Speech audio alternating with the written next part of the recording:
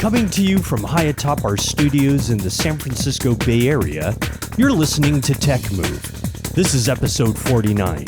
Today's episode is dedicated to the 2019 Cine Gear show from Los Angeles, California.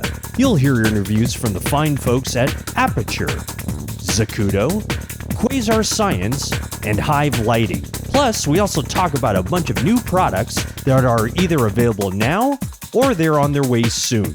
I'm Rod Louie, and with me is Keith Moreau. Get ready. It's time for another exciting episode of Tech Move. Let's go!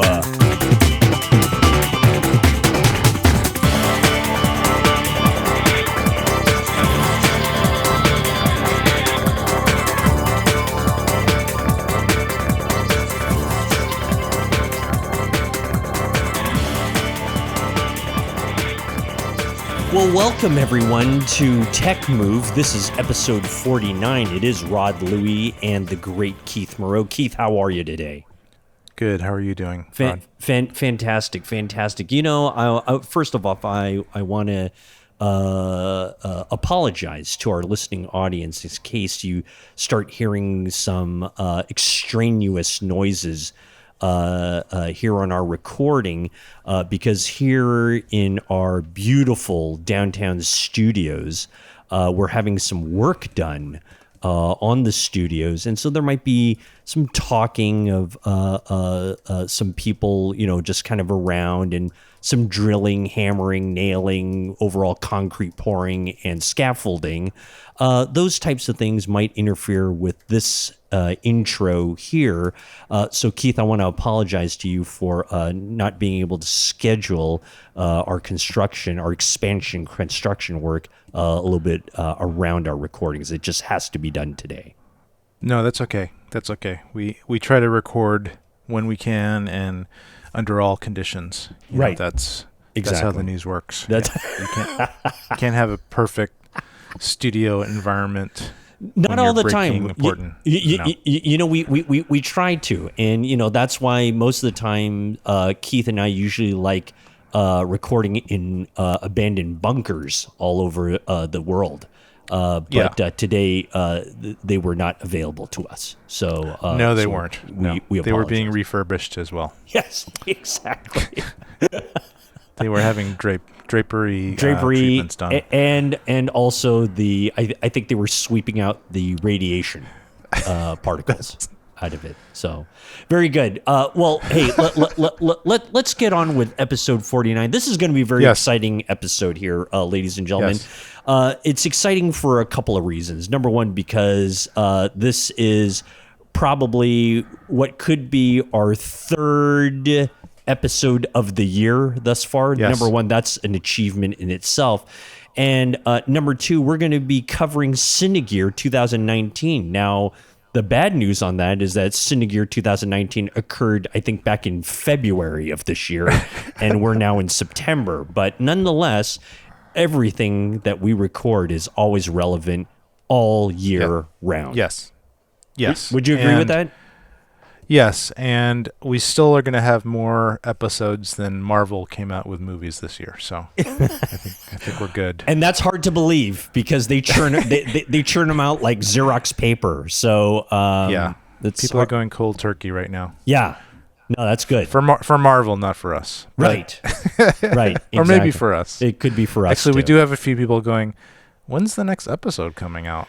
You know, and you know, that's being in the entertainment business like we've been in for decades, Keith. That's what you want the audience to do, is you want them begging for more, and that's I think we've achieved that. So, ladies and gentlemen, we'll be covering Cine Gear 2001.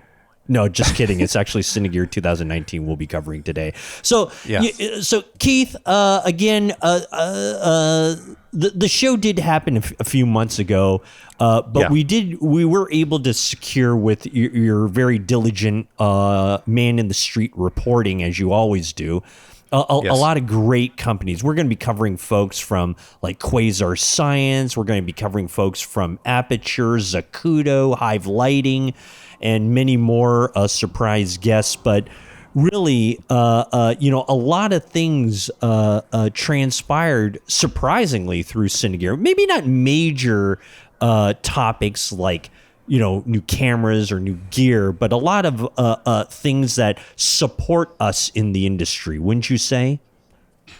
Yes, I would say so. And actually, these interviews are a little bit timeless in a way because at least they are still relevant now because this stuff has not really changed much in the few months since we made the interviews. So I think they're still relevant. It just because it's not super cutting edge stuff necessarily, but it's stuff that you're going to be able to use for years and years and years. So it's a little bit on the periphery of the usual camera gear type stuff because there just weren't any camera announcements at Cine Gear to speak of. However, it is so late now. We're actually recording this in September, and maybe the episode will come out in September, but at the latest October. There have been actually quite a few relevant cinematography camera announcements this year, which when you get through the Cine Gear episodes, don't fast forward, listen to them. But at the end of the show, at the outro, we're going to talk about some of the brand new developments in the fall of 2019. That's right. We like to call that our the wrap up of the show at the Yes. end, and so we'll be going over some of that new stuff that has come out since our last recording. And like Keith mentions, there's a lot of new products out there, and actually some fairly exciting things that are out there. So we'll cover that, but we do want to give spotlight to the folks that we were able to secure interview-wise at Cine Gear 2019. But yeah, a lot of stuff that's come out, of course, since that show. Yes. So I don't know I think people know about Cine Gear, but if they don't, Cine Gear is a show that's held in LA in early June. And it's actually held in Hollywood, the quintessential Hollywood. Which is perfect. That's perfect. Yeah. And Hollywood is Hollywood because a lot of the recording studios a lot of the film studios are in Hollywood. And, there's a number of them there, 3 or 4. I think they chose it. I don't know. There's some historical reason that Hollywood exists. I think it's because it had enough variety of backdrops and the land was cheap and there's just a lot of open space for movie moguls to build whatever they wanted to and create these huge sets and buildings, and it just kind of mushroomed. And so Not anymore. But yeah, you're right. You're right. Back then, for sure. Yeah. Now it's expensive, and a lot of productions are moving to places like Toronto to film or Vancouver. But still, there's it is still the center of entertainment in the world. And anyway, the show for since I've been going for 4 or 5 years is actually held in the Paramount Studios land. Mm-hmm. And it's just this huge expanse of studios, typical things. There's huge kind of warehouse buildings that have treatments on the inside, and sometimes they're just totally empty, and sometimes they have scaffolding and sets and things like that. And I guess they set aside a certain number of these buildings and some of the street outdoor locations for Cine Gear, which is really cool because it's like being on a movie set. I mean, it is being on a movie set. Right. Literally, yeah, is. And so you're kind of walking down these streets that look like, the Old West or Chicago or New York or whatever. Would you say it's almost like old Universal Studios when we were kids and we'd take that tour and stuff like that? Yeah, it's exactly like that. Yeah. Except it's just a different brand. Sure. So, yeah, but they were shooting stuff and a few things there as we were there, and we got to peek in a little bit. And then some of the things that are kind of important to have inside, like the lighting parts of the show, the lighting vendors were there, and then some of the other stuff where it didn't matter, or they just got the cheap tables are outside because it gets really hot outside, and it's like the height of summer sometimes during these shows. And anyway, so it's just kind of fun going around and exploring it all, and it's a little more cinematography relevant than NAB, because NAB is just all kinds of stuff. It's just huge, but there's probably only 1/10 of it is really relevant to our topics. But Cine Gear is almost all relevant, 100% to our topics. So that part is really cool too. Right. And that's a great thing. That's why we like covering this particular show. NAB is always, of course, like the the name brand one. Cine Gear is just one that really focuses on the stuff that we like to talk about here on this show. Yes. Great. Great. Yep. So when you were at the show this year, it's really tough, I know, to kind of wrap your head around certain things where that you're not looking for a big announcement. That there's nothing really coming. There's nothing really expected. As far as what you're looking for the content of this particular program that we produce, what are you trying to look for as far as an interview segment, Keith? I actually look for things that are interesting to me at the time. It's pretty personal. Yep. Unless it's some groundbreaking thing. If I'm not particularly interested in maybe buying it or just the tech or whatever, and there weren't too many of those things. It's just more like, this is pretty cool. I've talked to them in the past, but they have some new stuff out, or I've never talked to them before, but I've meant to. And in this case, we have a couple people we've interviewed before and a couple people we have not. And there's 3 lighting companies, and then there's one kind of stalwart of the industry for over a decade, Zacuto. And we have a really great interview with them. The best interview I've had with them. I think I've interviewed them like 2 or 3 times, and I think this is the best. They were very relaxed. It was the first time at Cine Gear I've interviewed them. I interviewed them at NAB previously.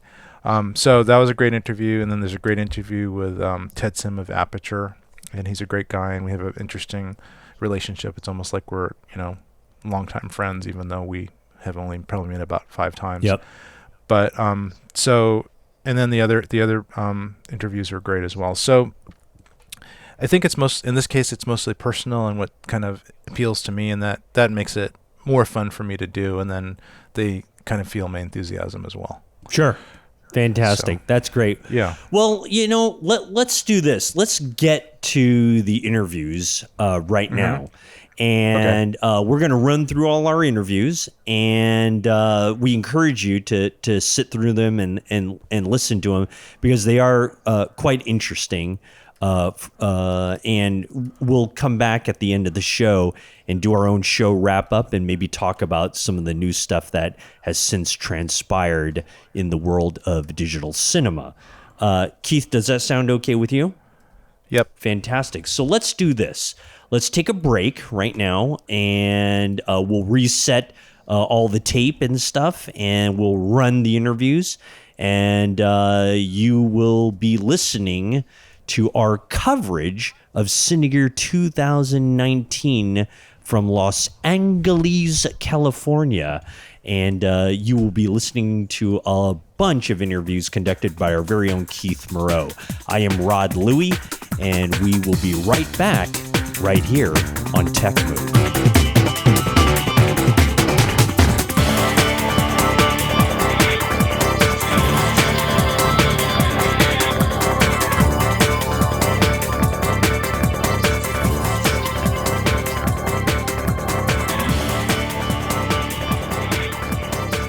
Okay, welcome back to Tech Move and our continuing coverage of Cine Gear 2019.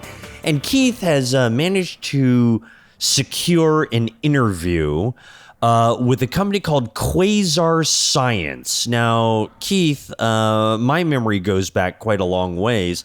Quasar was really big in the VHS world. I'm going to say back in the early 80s. And so much so, I know that this is probably not the same company, but Quasar used to put out these great VHS portable recorder / portable tuner that you had to buy for thousands of dollars, and they used to be fun little things. You attach this. It was the first portable VHS recording type of thing. You got this 10,000 pound shoulder mount camera that probably got about 280 lines of resolution and stuff like that. But this was a ways back. Quasar Science, I'm sure, has nothing to do with Quasar TV and VHS products. No, but let's just keep talking about the old Quasar because it's a really good promotional thing for Quasar science. That's right. But and along those lines, I think I remember the jingle for the original Quasar. I do not. It was. I think you'll remember it by saying it's Quasar. Oh, you remember that? Yes, I do. I do remember that. That's right. The background vocalist would just sing the name, right? And that was pretty much it. At the end of this commercial, it'll be Quasar. Well, the folks at Quasar Science, I'm sure, are extremely happy about that. No, but you know what? So let us move on to Quasar Science. Keith, what is Quasar Science? I'm not familiar with the company, so enlighten me of what these fine folks have to offer. They offer these tube-based LED lights. They look a little bit like fluorescent tubes. Okay. But inside of them, they have a string of LEDs, I think. I actually haven't opened one up and, dismantled it. You haven't dismantled one or anything like that? No, but their claim to fame is having these really reliable and accurate tube lights that have of varying lengths. And then they've gotten more and more sophisticated over the years, and they have now RGB type lights, so you can just select any color you want. And they're getting a little more. The lights are getting a little more intelligent. They can do special effects and things like that too. So they're just these great kind of utility lights that have all kinds of uses. And it's actually I've always thought these tube lights are a great idea because you can just use them on their own and just illuminate just kind of a band of light in a vertical direction, which works great for people. If they're standing or just they're kind of vertically oriented. And they're really portable, and they're actually pretty inexpensive for what they do. So you got all these pluses, and that's why they're getting kind of popular out there. A lot of DPs are starting to use them. You'll see them just as like in music videos, just kind of in a row, mounted to stands, and they just make an interesting backdrop. The lights themselves glowing, or you can just use them to illuminate your subjects in lots of different ways. So are they trying to go after the market of being like a key light type of company, or is it more like an effects type of light? I think it's a combination of things. I think it's not necessarily your primary light, but they can be used as a primary light, and they can be put into other fixtures and gang together to make it a key light, or something that's a little bit wider. Right now, they're somewhat narrow, so they can't really illuminate a huge wide swath of things. But when you gang them together and they have all these attachments to stick them together, then they start becoming more just like a regular light, but more modular. So I love these things. I've had similar things in the past, these tube lights. But the tube lights that I have are a little bit on the low end side, so they're not great CRI and things like that. They're also a little flaky and not that bright. And these are just like a step above, much more professional. You can AC power them if you want. You can add adapters and controllers, and I think some of them even have like DMX controllers. So you got to have there's just a lot more professional applications. Much more versatile, it sounds as if. Yeah. You can really use it in different applications. All right, that's great. And so so we just kind of just roamed around Cine Gear, and Cine Gear is kind of random, but they have indoor studios and then outdoor section too. Right. So most of the lighting is indoor because it just makes more sense because it's easier to see.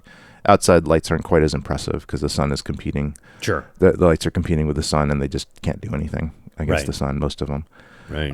And so so this is just one of the indoor displays, and they have a nice booth. It's surrounded by all these different types of lights, and they have their new things, which we talked about. There's a new version of their light, which is really sophisticated.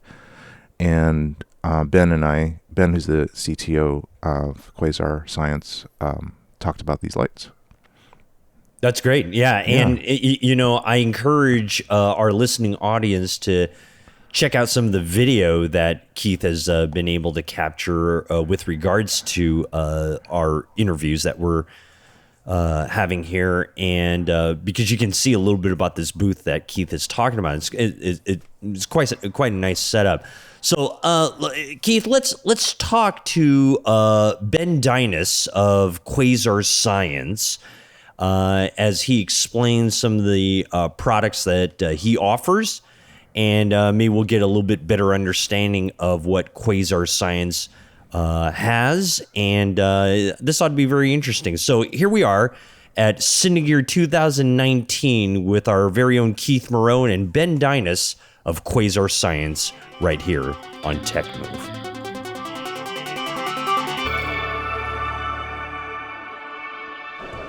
Okay. We're going to talk about your company, Okay. Quasar Science. Yep. Not to be confused with Quasar Radio and TV. Is that a company? There used to be a company called Quasar. Well, there's the Quasar's TV. That's what I mean, yeah. Of a long time ago. Yeah, which I think they still made. Could be. That'd be cool. Yeah, so all the copyright infringement issues with the name. No, I'm just kidding. Different markets. I know, I'm just kidding. So you can start recording. We just edit. Let me know when you are. You recording? Okay. So we got Ben Dynice. And what's your position with the company? CTO. Oh, okay. You're like really important. Officer. Yeah, I guess so. How do you pronounce your last name? Dynice. Dynice? Dynice. Dynice. Dynice. Okay. Ben Dynice, Quasar Science. Yep. CTO. Okay. Hi, Keith Moreau here. Tech Move, Cine Gear 2019. We're here with Ben Dynice, CTO of Quasar Science, and he's going to tell us about his company and some of the products. All right. So, Quasar Science, we're largely a LED lighting company. We've been around for a couple years now. Started off with our bicolor tubes and have since ventured into what we call our rainbow lamps and some new products here at the show today. I have been hearing about Quasar tubes for not that long, maybe a couple years, Yeah. but now I hear about them all the time. So tell me a little bit about the evolution of the company from the very beginning when you started with the tubes, maybe a little bit about whatever technology you're using inside, and then some of the new products. Sure. So Quasar Science started from lighting technicians. The company was founded with DPs, gaffers, and lighting technicians and programmers. And we just started to build lights that we wanted to use on set. And ultimately we said, I think other people want to use these. Maybe we should start making more of them. So it kind of spawned from this idea that if we were wanting to use them, maybe other people would.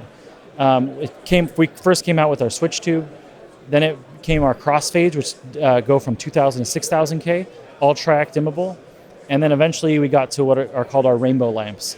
Those are kind of our flagship now. They're wirelessly controlled, onboard controls, RGB, 2,000K, 6,000K to be able to create any color of white light, any color of any saturated light as well. What's inside these tubes? Inside these tubes are lots of electronics. We have the TMO inside is how we do our wireless control. The what inside? It's called the TMO, a product made by Lumen Radio to be able to wirelessly control the lights. So inside the tubes are diodes, light emitting diodes. And we have RGB and 2,000K and 6,000K. And we use the 2,000K and 6,000K diodes to create your white light. So something that unique that we do is we desaturate white light. We desaturate solid color lights. I'm blanking on the terminology. We desaturate light with a pre-selected white light. So if you have full red and you're going to desaturate towards white, well, what white are you desaturating towards? Are you desaturating to 4,000K, towards 2,000K, towards 6,000K? So instead of just desaturating with RGB, we use the white light to fill in the light. So how do you actually desaturate? What's the process? Typical desaturation, if you have a red light and you want to make it white, you would bring on the red and the blue diodes and bring on the red and, I can't think. Can we take it back? We could edit all this stuff. Okay, I just want to make sure I've done some of these where they're like, we got to start over. This is live. No.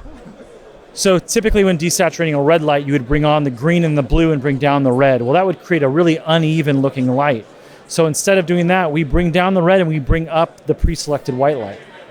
So that kind of really helps to round out the light and make a nice, even spectral distribution on the light. Tell me, so you're the CTO. Yes. How do you get to be CTO? You read a lot of books and you do a lot of studying and really just immersing ourselves in the technology and helping the technology to evolve and having kind of a well-rounded idea of everything it takes that goes into the products. That's cool. And so you've been around how long? Myself, like on the Earth, or no. I've been with Quasar Science for 2.5 years, I think. Yeah. And how old is the company? The company, I believe, was founded in 2015, and we started selling in 2016, and just growing from there. Okay, so tell me a little bit about the technology now. You told me a little about radio controlled, so I assume you can control it from, your iPad or some other remote controller? Right, so we use, like I said, the Lumen radio chip we use for wireless control, which you need an intermediary device for the iPad and stuff to talk to. In our newer lights, we actually have Bluetooth control and Wi-Fi control. Got it. Okay, so an app on my iPhone could control it. An app on your iPhone could control them, yes. And select color, temperature, intensity, you name it. Anything you could do manually on the light, anything you could do with the lighting console, you could do as well. How durable are these lights? They are all aluminum housing. It's not no plastic end caps or things like that. The lens itself is plastic, but it still it's a beast of a light in the sense that it's durable. I mean, I'm not going to drop it right now. Can we drive over it? I wouldn't recommend that. No. No test with driving? Some people drive over their lights. I don't really see a use case for when you'd want it to keep working after driving it. I mean, everybody would want it to keep working after driving over it, but you probably have to replace it at that point. Okay. I didn't know this was a comedy podcast. We are actually pretty Do you have funny. any good jokes? Not offhand. How many electricians does it take to plug in a light? How many? Let me take that back. How many electricians does it take to plug in a light bulb? How many? It's not a light bulb. It's a lamp. There you go. That's a little gaffer. Little gaffer, yeah. Little gaffer joke. Little grip gaffer. Electrical joke. Now, before you were CTO, did you work in the film industry? Yes, I was a lighting programmer for 10 years in the film industry on movies, commercials, TV shows. What's a lighting programmer? I'm the one who sits in the dark room and makes all the lights do fancy things. Controls them from afar. On a movie set? On movies, yeah. Movies, TV shows, commercials, music videos. Wow. So there's a whole bunch of lights and there's some type of controller board and you punch it in and... Correct. So they're saying, hey, we want these lights, as they cross over here, we want these ones to dim up and these ones to dim out. And then we want this police light to go in the background. And then when the guy steps over here, we want the whole set to turn green. Well, I'm the guy in the back making that all happen on the fly.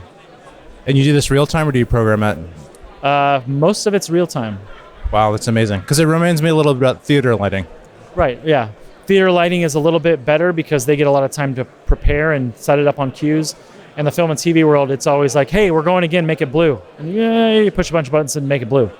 What's the worst disaster you've ever experienced? Besides this interview, I don't. The worst disaster I've ever experienced. Doing your job with the lighting control. You know, as a lighting programmer, I tend to never sweat it if I make mistakes. But when the equipment's not working, oh man, because you know computers, when they just don't want to work for you, that's when I start to sweat it. So blue screen of death, unplug it, reboot. Yeah, kick it over and walk away. So what was the worst time that ever happened, and how mad was the director? Well, if everybody's doing their job right, the director never knows about it, right? You have a nice replacement standing in the wings to take over the control. Or to take the blame. Yeah. That guy. It's all his fault, yeah. So do you want to show me something special about these lights? AC powered, batteries, etc. We have. So this here's our. I guess I should leave it plugged in. So you can hit this bracket. Maybe we could dim it down slightly. Yeah. This part in the middle, you can slide onto the AC stand bar. So like you can see over there, you can just stack like 4 or 5. So this light here's our. I'm gonna dim it down and then we'll go. It's gonna be great. So we're just trying to find ways to make it more. So there's a little panel in the front with a small LCD display, LED display, or some type of display that shows us what's going on. Yeah, so this here is what we call our double rainbow. Our previous lights, the rainbow, it was a single channel, 1.5 inches. This is now a full 3 inches across, double rainbows. It has all metal end caps. We have manual controls on the side. On this side we have AC power, DC power. DMX over Cat5, as well as it will do SACN and ArtNet control. And it has onboard effects, including a TV effect, emergency lights, fire effects, strobe lights, short circuit lighting, all types of new effects on there. Oh, I see. So special effects, so you can mimic light like a TV reflecting in your face. Like a TV gag. It's kind of used, I like to think of it as like a punt device. Like, oh man, they just threw something at me last minute. How am I going to do that? I don't have a programmer. Well, we have some effects built in to be able to handle that. And how would you mount this light? On the back, we've got a quarter 20 mounts, so this has magnets on it right now. We also have what's called a bridge plate that screws onto the back and these into this quarter 20 channel. And there's different lengths and brightnesses of this? Yes, this we have a 2 foot and 4 foot of the double rainbows, and then of the normal rainbows, we have 2 foot, 4 foot, and 8 foot. Are you aware of the productions that use this? Lots of productions use this. What's a big production that uses a bunch of these lights? Well, these are brand new, but our rainbows are currently on the new Star Trek. They were in Captain Marvel, Black Panther, movies like that. Do you go on set and recommend placement and usage? Oh, that's not my job. I recommend the lights. Their job is to figure out where they go. So what's an example of how this light might be used? Well, all sorts of ways. An example might be if you're trying to do a fire effect. I'll pull up a little quick fire effect here. If you have an off-camera fire and you want somebody to feel like they're near a fire. Okay, so let's pretend we're in front of a fireplace. Okay. We're gonna do this. Let me get a nice color temp going here. He's tuning the color temp to the fire temperature, which I'm not really sure what that. I think it's probably pretty low. Oh, there we go. Okay, so now we're like. Oh man, that's good. This is really kind of hot. warm. Is that part of the fireplace supposed to be on fire? The part of your booth? It's all supposed to be on fire. Oh, okay. Yeah, that's how it's supposed to be. Okay, I feel that. That's good. Well, I think we've exhausted all comedic possibilities of this particular interview with Ben. Ben's been great. Oh, we're using a little, we'll call it Veronica Fu. There you go. Hiya! She's really good at directing traffic. Thank you so much, Ben. You've been great. All right, thank you. Appreciate it. Take care. Keith Moreau signing off. Tech Move, Cine Gear 2019. Ben is sidling back, scurrying away to his other sets of lights. Ben has been really helpful to us, and we're really actually really grateful to be looking at this new set of lights here. Signing off, Cine Gear 2019 for Tech Move. Well, that is Quasar Science and Ben Dynice with our very own Keith Moreau on the Tech Move continuing coverage of Cine Gear 2019. I really like, folks, you really got to, let me encourage you, you got to look at the video that Keith was able to capture, because this fire effect thing is quite nice looking. I thought it looked quite natural. It's a very nice, what do they call it? Double rainbow unit, something like that. I think that's what he calls it. This model's the double rainbow. I think it's a newish unit. I think it's one of the newer ones. It sounds as if it's the one that replaced his single rainbow, and so it's pretty neat. Yeah, I think they still might have the single versions.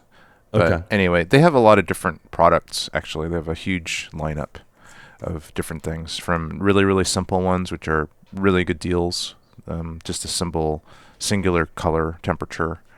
I think they were like the original ones. And then they're starting to get more and more sophisticated, like RGB and stuff like that. RGB lights are starting to, like, that's the next the next phase of lighting is RGB, which means you can just change them to whatever color you want. It's not just a kind of a slight fade from, dual color from tungsten to daylight temperature. Now it's just anything you want. Oh, so wow. yeah, so you can use them, for normal lighting situations, but all lighting is a little, like ambient lighting is usually a little mixture of different temperatures. Mm-hmm. And so sometimes, you really have to tune the temperature properly, like to an exact amount. And then if you're on a set or something, it's great to be able to say, okay, let's make all this like, 3,800 Kelvin. Okay, go. And then everything's tuned to the same temperature. And through DMX and other ways of controlling them, you can actually do that. This is kind of a trend with lighting these days. It's just becoming much easier to tune the lights to the exact color temp you want. And then if you want to just have like an effect, like I'd like that background to be blue, or like a green blue or something that's really odd. Mm-hmm. You can just do that. You just set it up, and you can either manually tune them or do it through your phone or whatever, and just tune it to this temperature. And then later you can recall it. If later you have to reset up the scene, you can say, oh, that was at this temperature with this set of RGB values. So it's all becoming pretty cool, And without using plastic gels of any type, like Yes. like we used to do in the olden days, I would Oh imagine. yeah. Oh yeah, that gel stuff was. I mean, I still have that stuff, obviously. course, 'cause of I have all course. kinds of lights, and you also need to sometimes just practical lights that are in the scene. You have to gel them Right. somehow. Right. But still, this is just it's the new era of lighting, RGB lighting.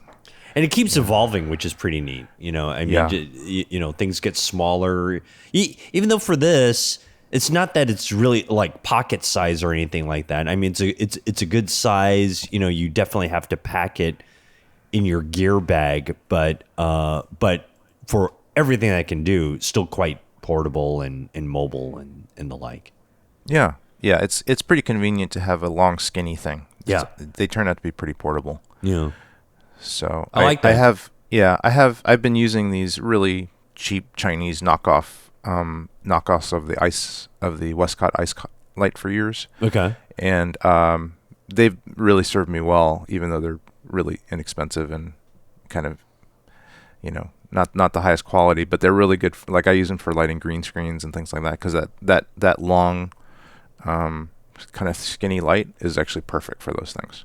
And they don't take up much space, so you just put them on either side of your green screen. Now, the thing that you can do even better than the lights I currently have with these Quasars is you could actually tune it to green. Like, actually tune it to that color. And then that actually makes it much more efficient, because you can light it a lot less. You can light the green screen less. Yeah, because it doesn't need to reflect just that color. It's only reflecting the color that you want it to, which is this spectral green. And then you can tune that light down so everything is less bright. And so you have less spill and it's less distracting. So it's, things like that this is just a practical application for this type of light, but there's just so many more. Oh, that's very interesting. Yeah, because it is true. You really should be lighting a green screen to get a lot more evenness out of it. But and this will allow you to kind of get a constant green no matter what. Yeah. Yeah. No, I like it. All right. Yeah. Good. Excellent. Well, again, Keith, that is Ben Dynice from Quasar Science. You can find them, I guess, wherever the internet holds them. I don't know. Is it quasarscience.com or something like that? Let me do. Yes, it is. Is it? It's Okay. quasarscience.com. Excellent. Yes. Check out their Yes, stuff. Wherever fine VCRs are sold. Not really. Sorry, Quasar guys. That's great. That's great. Keith, thanks so much. So let's do this. Let's take another break, and we'll get back to more of our continuing coverage of Cine Gear 2019 right here on Tech Move. It's Tech Move and Cine Gear 2019 in our continuing coverage of such. And Keith has a very, very nice interview to present to all of us right now, and it is with the fine folks of Aputure, and specifically their brand new president of Aputure, Mr. Ted Sim. And I believe that Keith has struck up a quite a nice relationship with this young man, and has presented a great interview. Keith, besides us talking to Aputure before, was this pretty easy to get Ted for our latest installment of our interviews? Ted and Aputure just in general are extremely popular at these shows now.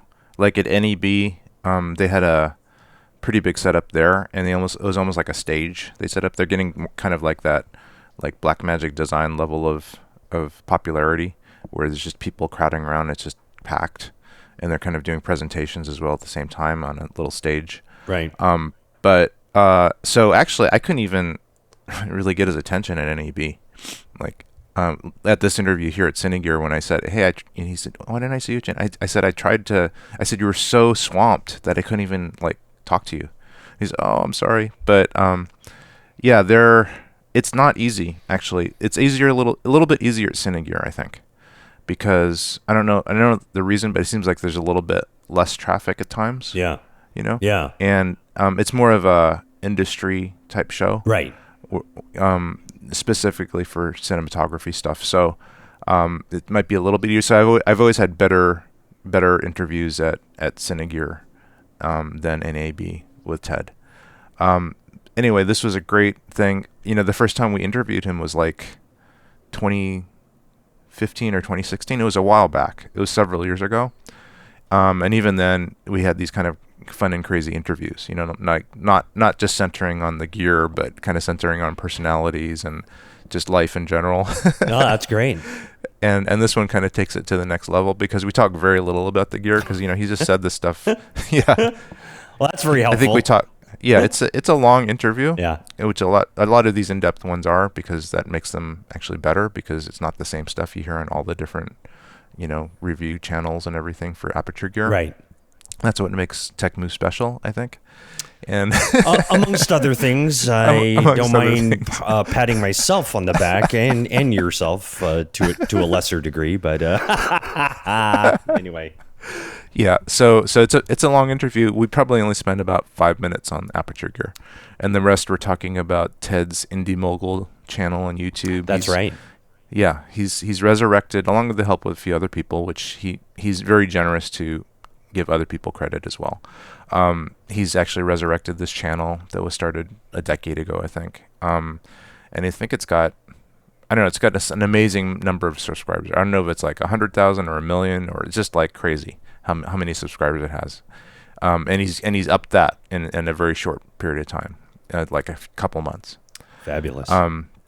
Yeah, and it's really good. I mean, I would suggest going to YouTube and searching for Indy Mogul or searching for Ted Sim, and you will find that channel. And it's very informative interviews with industry professionals, like high-end people that are making, you know, music videos that are upper echelon, people that are making short films, commercials, or even longer films and commercials. And he's really good. He's really good. He's very energetic. He's got a good spirit. You know, so over the years we've kind of developed this little relationship, even though we really only see each other during the shows. Sure. I feel like we kind of know each other now, and so the interview kind of reflects that. It's funny. We go all over the place, talk about life, philosophy, cinematography, filmmaking, a little bit about Aputure gear. I'm glad you at least got to throw it in there. That's good. I mean, being the president and all. Well, fantastic. Okay, so let's get to it. Let's give this one a listen. Here we are with Ted Sim of Aputure and Indy Mogul, along with our very own Keith Moreau, and our continuing coverage of Cine Gear 2019. You only get this interview right here on Tech Move.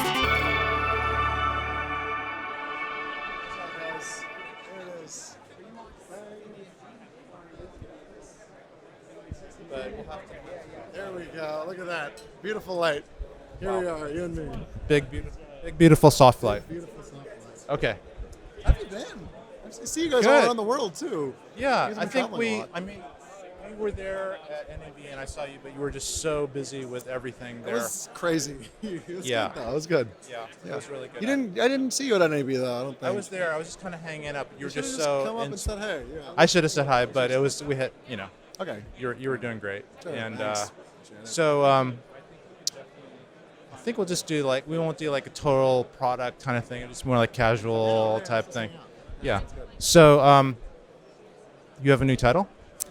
I do. Wait a second.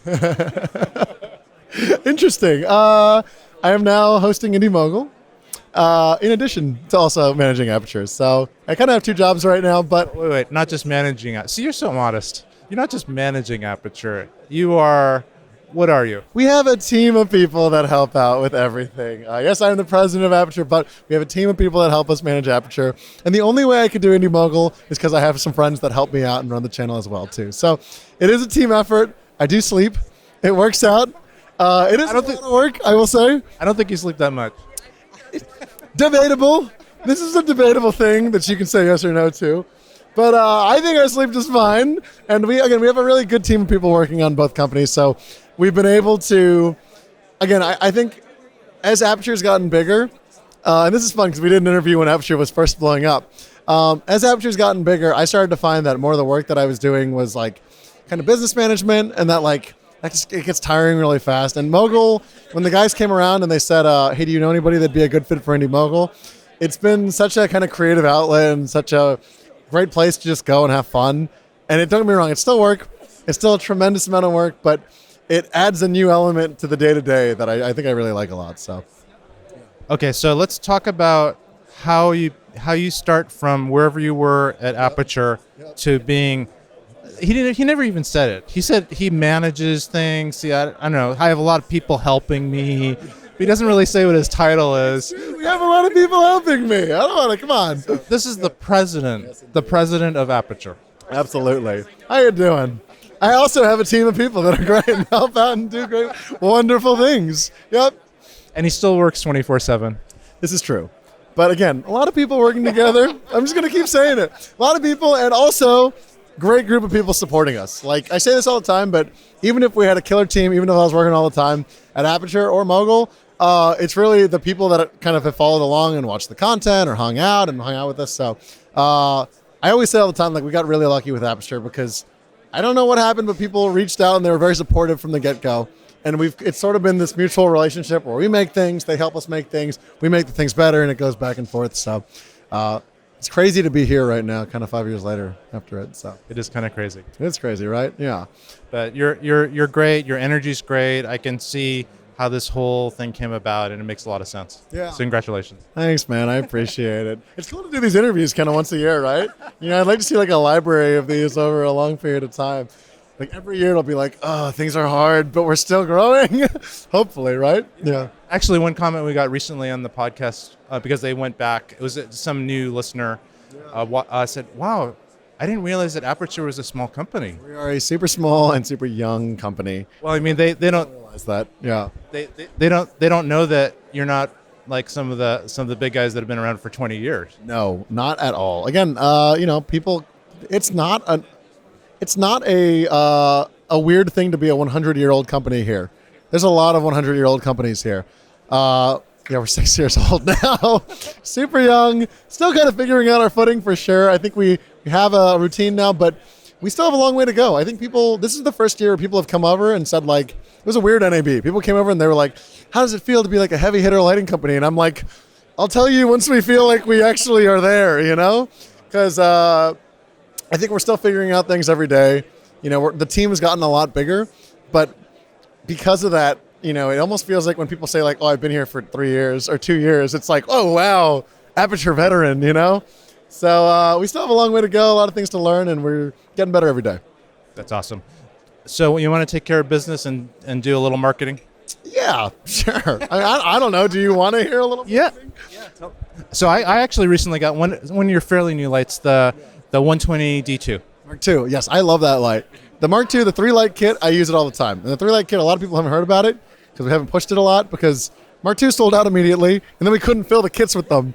So I had a bunch of empty cases sitting in a warehouse, and I was like, damn it, what do I do with these empty cases? So they sat there for like 4 months, finally back in stock, so now the kits are back. So we got these like rolling cases that you can fit in sedans. Instead of telling you about the products, I'll just tell you the stories about some of the products. How about that? Got this new light called the Amaran RC, and it's basically a tiny little Edison bulb that you can now change colors, totally wirelessly controllable. You can change it via app, and it doesn't flicker at any frame rate. And it's full RGB too. You can see it right there on the table. That light right there has a built-in battery, so I can actually pull it out of the socket, and it'll still be on at max power, and I can change the color and everything. So the idea for that light, though, was we actually had a DP, this amazing Spanish DP named Pablo Diaz. He shoots a bunch of Netflix movies, and he came over and he just started telling us about this like crazy dream that he had about filling like a bathtub with light bulbs that were all on. And he was like, is this possible to do? And we were like, yeah, spilled a battery into the light. There's probably something you can do. So after his weird, strange bathtub dream, we now have this product that a lot of people are excited about. And I think people don't realize how how random some of the ideas are. Like the M9, for instance, our tiny little light. We had this kid online that was like, can you make me an index card that lights up? And we were like, sure, why not? Can you? He said his writing, it was online too. So he wrote, can you give me an index card that can do lighting up? Just somewhere, I don't know where he wrote it from. So we write lighting up on all of our M9s as a tribute to that kid. And If you're out there anywhere on the internet, in the internet about the little index card, just so you write know, it was you. It was you. and that little inscription there. It's for you. Yeah, and when we made the light, we were like, we weren't even sure if it'd be popular. We were like, we'll just make this thing, and maybe people would like it. And it ended up being one of our most popular products today. And it just goes to show that some things you can't plan, and the best ideas come from users, right? Like we weren't. I don't know. Now it seems obvious in hindsight, right? Like everybody needs a tiny little LED, but at the time we were like, what are people going to do with this thing? Like you can't key someone with it, really. You can't fill someone with it, like. So what do you do with it? what do you do with an M9? Oh, so I actually used it on the Indy Mogul trip recently. So the Indy Mogul trip was particularly good for a lot of reasons, but one of the ones that I liked the best for was that, because I used to own or operate, I used to shoot a lot, but then once Aputure really took off, I found myself in the office a lot, which was just hard because I wasn't on set and I was still talking about gear, like we were using it all the time. What was so fun about Indy Mogul was that we could go out and I could take the products and be like, all right, start lighting things, and I could see all the shortcomings and all the benefits, and like just seeing in person and realizing, the number of times that I'd be in like an overlit place and I'm like, I seen a little kicker. M9! Yes! I'm so glad someone designed this, It gave us an appreciation for the products that I think we didn't have before, so. It's like an M9. You might be just overhead, really washy lighting, and you just Those raccoon eyes a little bit. Or an M9. Or just put a little kicker on the side. Yeah, we gel it all the time just to do a little edge light. You can add a little color in there too. But really, as like a run and gun, kind of just fill in the eyes, give a little eye pop. So useful, man. Yeah, little eye light, so important. Absolutely. What else? We got the RC that came out. Wirelessly charging cases. Again, ideas that users gave us. I think I saw this photo of Phil Holland. He had 12 MXs, and he had this IKEA USB port set up. And he posted this photo, and it was like a pride thing of like, look at all my lights. But then we saw it, and we were like, oh, look at all those ugly cables. This is a huge problem. We need to fix this. So, new MCs, super tiny M9 lights. They're twice as bright as an M9. Full RGB control, wirelessly controllable. They can do effects and cop cars and all that stuff too. And those lights, we actually can put them in the case, and the case has a battery in it. And the case will wirelessly charge it using quick charge PD.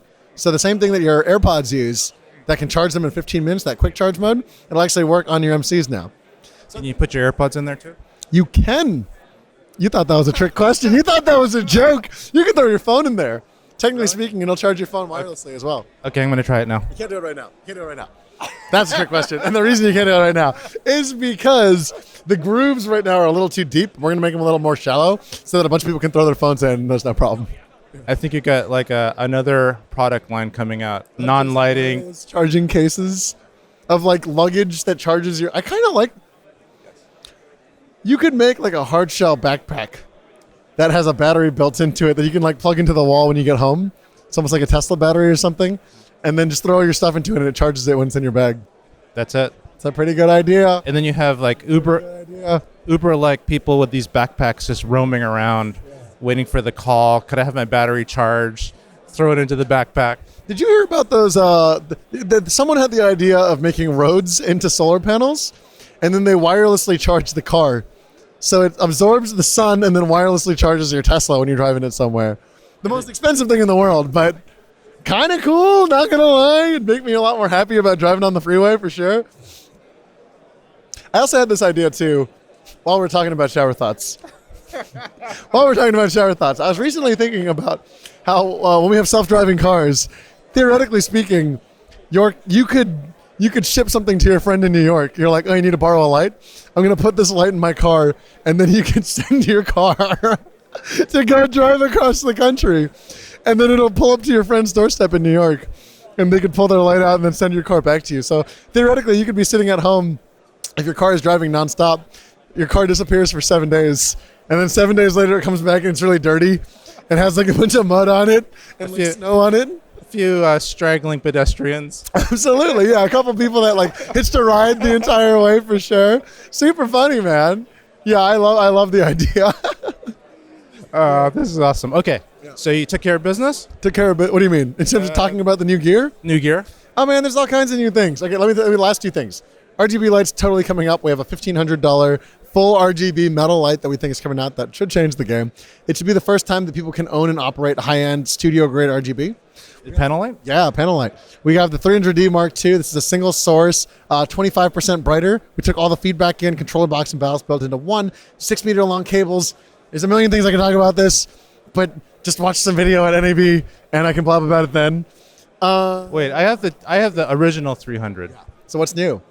Are you ready? Are you ready to hear what's new? Or I can talk about the trade-in program that there's also. There is? Program. There's going to be a discount first year. I think it's just like you scan serial number. We haven't decided yet, but we're going to try to keep the family all together. That's cool. Yeah. Can't wait for the trade-in program. You'll get like a $5 Starbucks coupon. Oh, that's cool. What? I'm just kidding. I think the 300D Mark II, all in one controller ballast. We took the fans out of the ballast, so you don't have to worry about that all passive cooling. I like that. 6 meter long Nutric cable from the ballast to the wall. You can actually get a 25 meter long cable from the controller box to the head. So you can leave your controller box on the floor, rig it up on a menace arm, no problems. Also, paracord there, so nylon cable, so you can actually hang it off of things. Little feet, little booties on the light, so you can lay it on the floor without getting it too dirty. Powers off of a single battery now. DMX in there on the bottom. And then you've also got the ability now on the front here, you can actually do wireless control. The antennas are now built into the controller box. Yeah. And this case here is kind of a nerdy thing to nerd out about. But now that I'm... Wait, now can I that sit on it? Yeah, you can. You see, you know about it already. I'm going to try sitting on this case. Take a seat. Okay. I'm actually getting kind of Raise your tired. feet. This interview is very tiring. The interview is very tiring. Wait, I can do some leg lifts. Some Pilates, some bicycle. I'm getting a little. It's like a little crunch platform, and I'm charging my iPhone at the same time. Empty case. There's not even a light in there. So, actually, you don't know. You're watching this. You don't know if he's sitting on a $1,000 light, just slowly crushing it from the top. This could be happening as well. You don't know. It's all possible. I think we have another. Well, not only do we have chargeable Uber things, we have little stools for people that are really light. Yep, super lightweight, really easy to carry, no problems here. And the idea too is that, you know, the world is changing. I think the way that people shoot things, I'm going to just drop that $1,000 light. You don't know. World is changing. I think you got to have anyone that thinks that you can't take care of the running gun shooter. The world is changing, man. There's a lot of digital content getting shot now. There's a lot of people that are shooting documentary footage or, I don't know, social media footage, digital. It's got to be fast. It's got to be running guns. So we're trying to make everything quick and lightweight. But this year you will see bigger lights from Aputure as well, too. Really awesome. Okay, so let's move back a little. Absolutely. A little space. Shooting back. Now we're gonna talk. Okay, so we talked about the 300D2. We talked about the charging case. We talked about the Edison battery powered, which we're gonna take little photos and insert. Absolutely. What about this China ball thing up there? Ew. Right there, China ball lantern. The lantern is coming out at the same time as the 300D Mark II. They're going to launch at the same time. This right here is going to be about $100. It's a quick one blow-up design. So basically, you just push in 2 cables. I can literally set it up in under 5 seconds and like literally blow it up, close it down. It's got Velcro sleeves here on the side. And what's cool about this is that this is double-sided Velcro. So the skirt, I can actually roll it up onto itself. I don't have to worry about diapering it with C47s or grip clips or anything like that. I can now just roll the skirt onto itself and adjust my light with like micro adjustments. So, bones mount attachment coming out. We believe it should be out in 4 weeks too. So really soon. Yeah. I like the China ball with the extra little, I don't know, what do you call that? Safari sunscreen on the back. It looks like a little hat, like a little like African safari hat. Yeah, I can totally see that. Yep. Yeah, the lantern, I think, we've been, you have the space light, you got the China balls, but there hasn't really been like an affordable replacement for China balls, I think, up until now. And now with the bones mount light, again, I think people look at the Aputure, if you don't realize this already, the Aputure ecosystem is all about being modular. You have one light, a 300D or 120D or something bigger, and you can modify it however you need, right? So for now, a lantern, a softbox, you can change whatever size you want. It's all about versatility and the idea that one light can kind of do everything. So, And what we heard there, in between, if you read between the lines, we are coming out with a 1000D Mark 1. Unconfirmed, for sure. Definitely not a confirmed thing. 1000D Mark 1 with Don't be surprised. equivalent of 5K, 10K capability. We're not sure. I can say for sure we're going bigger and bigger. And I think if you're waiting for a high-end LEDs that... Look, my goal is I want everybody to be able to afford a light where you're like, I don't like the position of the sun. Let's just move the sun so that it makes a shadow through this tree on our back wall. That's what I want everyone to be able to do. And if you have an interview and you're shooting it indoors, I want you to be able to have the ability to say, oh, this is a cool window blind effect here. Why don't we just move the sun a little bit and cast it over here? We're not that far away from it either. I think to be totally realistic, not to let the cat out of the bag a little bit, but in the next 3 years, you'll see everyone's going to have high-end, high-capacity, high-powered LED lights that you can essentially modify the sun however you want. And that day is coming really soon. And then my question is, what's the next thing after that? Yeah. We're going to be modifying the sun, then we're going to be modifying other stars. Other stars in the solar system. Even brighter than the sun. Yeah, apparently the sun isn't even like a very bright star. It's quite trivial. It's like one of the least, it's one of the least bright stars out in the universe. That kind of sucks, right? Like that makes me question my own existence, I'm like, damn, we didn't even get the brightest star? Are we even that important on this planet? Is Earth even that important? Who is out there with a brighter star than us? Not fair. Well, they're going to come and invade us soon. Yeah. Anyway. Or maybe they've already come and invaded us. Maybe we are them. Yeah. Anyway, this is also possible. getting back to reality. Yes. So we're going to talk now. We covered some of the products, Yep. which is awesome. Yep. It's just amazing. You Yep. guys are cool. I can't wait to get more of your products. Excited. Now about you personally with the tell me about the Indy Mogul stuff. Yeah, absolutely. The history. Tell me the background. Yeah, so if you guys don't know what Indy Mogul is, it's basically like the first ever filmmaking YouTube channel online ever. Which is super exciting. It was before Film Ride, it was for everyone. Ryan Connolly is amazing. I don't know how he's been doing this for 11 years. 10 or 11 years. This guy is a... Wait, not Ryan O'Connell. Not Ryan O'Connelly. Film Ride. Oh, you're talking about Film Ride. Yeah, Indy Mogul. You were talking about Ryan Connolly. Indy Mogul is a channel that came out around the same time as Film Ride. Right. No, I'm a fan of both of them. Yeah, I love Indy Mogul. Honestly, learned so much watching their stuff. Griffin Hammond. And I think about like 3 to 4 years ago, Google actually bought the channel. And then they ran it for a little bit, and then they stopped the funding for it. So they had this just empty channel just sitting there with no one running it. This was a super sad day for Indy Mogul fans. Griffin Hammond had to go find a job somewhere else, and the channel was dead and sitting there. And then 2 years ago, the Indy Mogul people reached out to the original creators of Indy Mogul. And they were like, hey, you want this channel back for free? Here it is. Super surprising, but the original creators, they had moved on. They were shooting commercials, they were shooting TV, they were shooting all kinds of stuff. So those guys reached out, and I was talking to them just as Aputure and just saying, I love the work that you guys do. I've been an original Indy Mogul fan. If you guys need lights, let me know. And one of the things that they asked me, total surprise, they were like, hey, do you know anybody else that would be good to run the Indy Mogul channel? And I was like, let me think about that. So I made a list of like 20 people. I had people like Weiss was on there and a bunch of my favorite online filmmakers that I think would all do an amazing job on it. 2 months pass. I reach out to my friend. I'm like, hey, did anybody reach out to you? They're like, no, nobody, not a single person reached out. So then, a good idea kind of stalks you. Well, so I'm sitting there and like, a week goes by, 2 weeks go by. And at one point I'm like, I'll just ask. So I call them up in the middle of the blue. It's probably like 9 o'clock at night. And I'm like, hey, I know you asked me if I knew of anybody, but what would you say to me possibly doing it? And of course, their answer is like, well, duh, yeah, this is why we asked you. We were expecting you would say something. So I was like, oh, well, this is quite embarrassing. It's been 2.5 months now. Dragged my feet on it. So we went back and forth on it. And my whole thing was that if we did the channel, it would be something that I would want to run and kind of operate by myself. So we ended up we bought the channel, but it was very much like a mutual, like we want to give you the channel anyways. We didn't pay much money for it. It was more about legacy at that point. So we had the Indy Mogul channel. We started kind of preparing for it. It was a big change for sure, but my kind of dream for it was that I think with Aputure, I was meeting, like last week I was talking to Rodney Charters, ASC shoots Shameless and 24 and like just an awesome DP.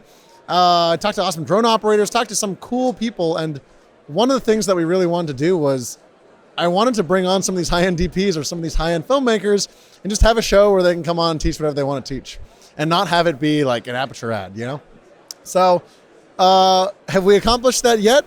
I don't know. I will say so far we've done a huge kickoff tour. We've brought on my favorite filmmakers online. But now that we're in LA, we want to try to bring on some LA filmmakers that, maybe aren't on social media, maybe that aren't teaching things because they don't have a YouTube platform. And they don't have the time for that. They're shooting, But I would love it if, once a year we could bring on some high-end people and have a show where like my dream is I want to go lens shopping with Bradford Young. I want to go to like the Pasadena flea market and be like, here's $200, Mr. B. please let me know what lens to pick out with this. And, are we there yet? Probably not. But I think as the show continues, I'm going to bring on higher and higher end guests. Yesterday, we just had an episode with Justin Jones. He's a DP that shoots for Create Music Group, which is, he's done music videos for Beyonce. He's done music videos for Kendrick Lamar. And pretty soon, we did an episode about music videos together. So I want to bring a drone pilot on. I know one guy that does drone lighting, so we want to do an episode with him.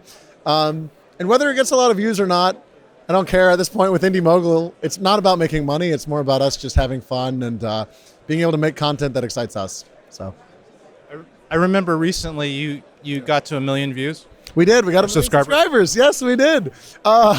We totally aren't. I think the joke with that episode was that we were like, we did it from a 0 to 100, and like realistically, Indy Mogul has had 10 hosts over its span over the 10 years, and everyone from Griffin Hammond to Zach Finrock to Grace Randolph. I mean, all those guys, Bobby Miller, they're all directing features now. Grace Randolph I think she's writing Marvel comics now.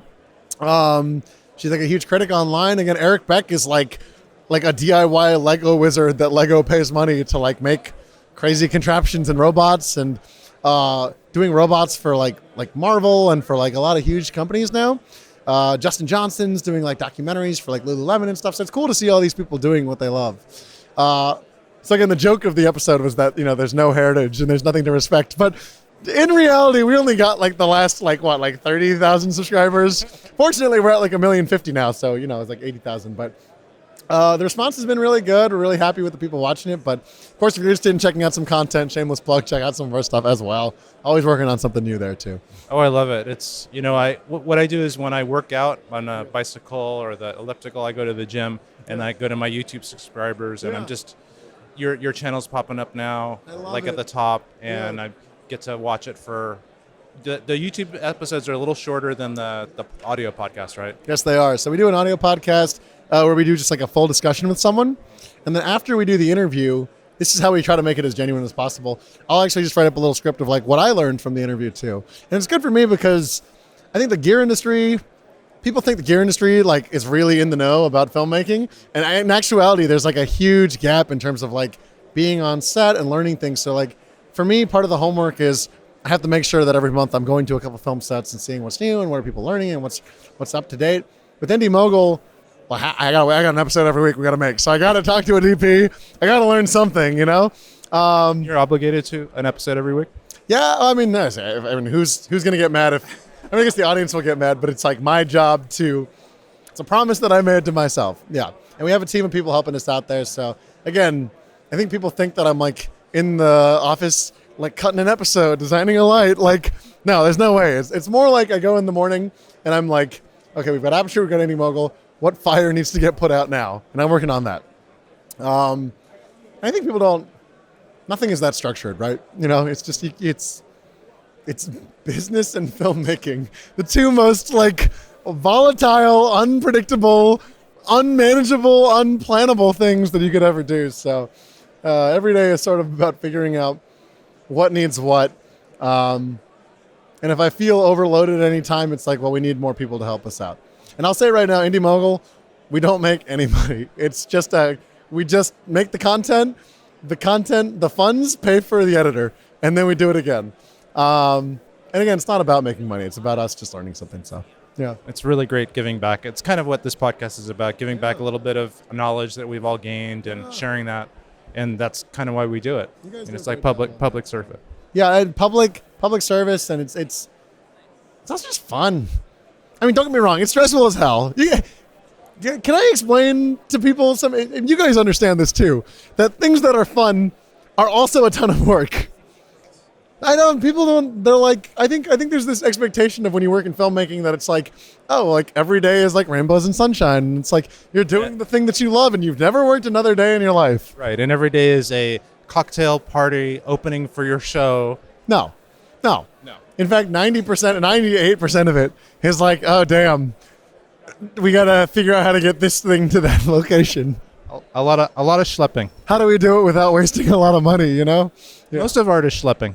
Most of it is schlepping. And most of gear is schlepping. People think I'm like designing lights and like, no, that's like 3% of it. Like 96% of it is like, okay, we got 2 things that showed up at the warehouse, but the system says 1. Let's go figure out what is going on over here. You know, you gotta fix these boring problems, you know?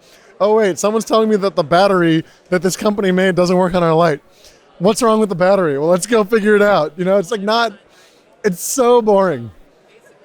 It's so mind-numbingly boring, but it's got to get done. So to all those adolescent teenagers who want to be filmmakers, Yep. you have to realize that there's a lot of work involved, actual tedious work. It's mostly tedious work. It's mostly really boring work. In fact, this goes to 2 people. It goes to filmmakers, and it goes to people that want to work in like technology and gear design. Because I've had a lot of people come up to the show, and I love it. Don't get me wrong. Like, it's the most heartwarming feeling to have someone come up to you and say like, hey, you inspired me to like start designing gear, and here's some stuff that I'm like 3D printing and working on, and I'm like, this is awesome. Get ready for your call with B&H. Get ready for warehouse inventory. Get ready for fulfilling orders and sales. And they're like, what? I just wanted to make cool things. And I'm like, yeah, that's the fun part. The boring part is like making sure that your office is clean and that someone took out the trash today. And then people are showing up on time. You know, it's like, this is 90% of it. This is 99% of it, honestly. So you seem to have a desire. Well, you're doing this Indy Mogul thing. Yes. You obviously are really into imagery and technique. Just love filmmaking. How did that all start? Oh, man. Little Bub, little Ted, walking around Silver Spring, Maryland by himself. I don't know. I think my dad always wanted to be a director. He always wanted to be a filmmaker, actually. My dad grew up in, I think he grew up in like a fisherman village in Korea. He came out here. He went to college. He's one of those international kids. Brought my mom along. Always wanted to be a director, but here's the story that he gives. And I don't know if I believe him because it sounds like a very dad story. But he's like, I was going to be this hotshot director, movie maker. And I'm like, all right, Dad. And he's like, and then I had your brother, who's my older brother, and I was holding this kid, and I was like, this is love. I have to give up everything that I'm doing. Such a martyr story. Such like an awful immigrant martyr story. And he's like, and I gave up all my hopes and dreams, and I became an accountant, a CPA, and I decided I had to make money to like support these kids. So that's his story. And he was always into watching a lot of movies, so I'd watch a lot of movies with him as a kid. You know, if... But he must have encouraged you then. A little bit. You know, I'm not sure. I would say it's just some subconscious thing that was a part of it, right? Watching a bunch of movies. You know, I just did like short films when I was a kid and just always wanted to do it. So I went to film school, studied theater and actually writing. And then I did cinematography after that, came out for UCLA. Just always been a part of it, really. I worked as a projectionist assistant when I was a kid. Actually, when I was my first job ever, 16, working in DC as a production assistant. But it's kind of always been a part of the world. But I think it's changed a lot, though, you know? It's just changed so much. And I think maybe the thing that I thought the job was when I was a kid, it's not that job. And I think for me, it's been more about learning about, I love this. This is getting very, very real on this. For me, it's been learning more about, okay, so it's not about whether you're doing the thing that you want to do or whether you're not doing the thing that you want to do. The real thing that I've had to learn is, okay, so I'm doing a thing that I want to do. And now I'm realizing that it's not exactly what I thought it would be. And now it's more about coming to terms with accepting and finding the new love and new joy that you have for the thing that you wake up for every day, right?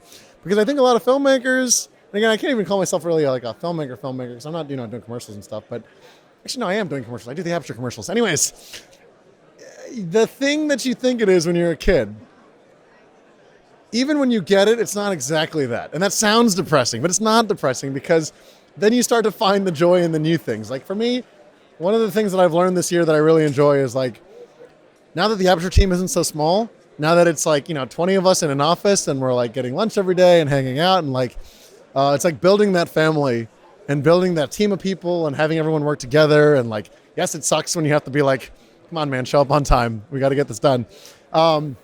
But those moments make it that much more rewarding when it starts to work. Because that's the real game. The real game is how efficient can you be at doing all the schlepping so that when it comes prime time to like work on your main things, your head is clear, you're able to work on it. If you can get through the schlepping faster than other people, it means that you're a faster company.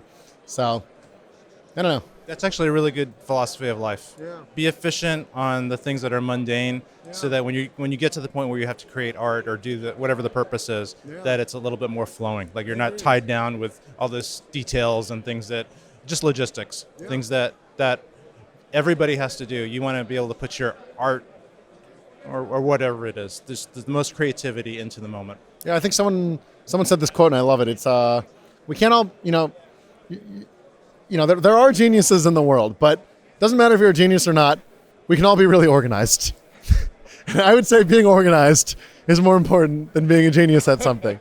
Honestly, if you're really organized, damn, that is, ooh. I'm just thinking about all the work you can get done. If you're like really organized, you're getting things done twice as fast as anyone else.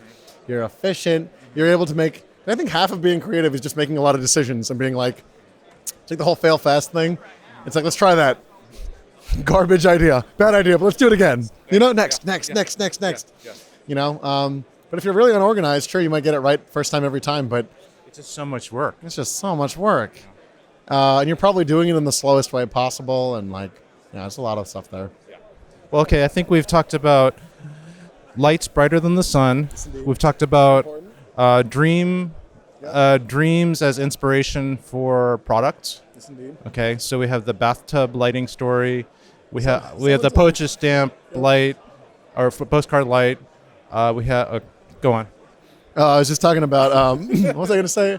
I was talking about You forgot. talking about this too. This is what happens. I did forget. Continue. Keep going. We've got a philosophy of life, which is be organized because you don't want to be wasting all your time just getting the mundane stuff together. Yeah.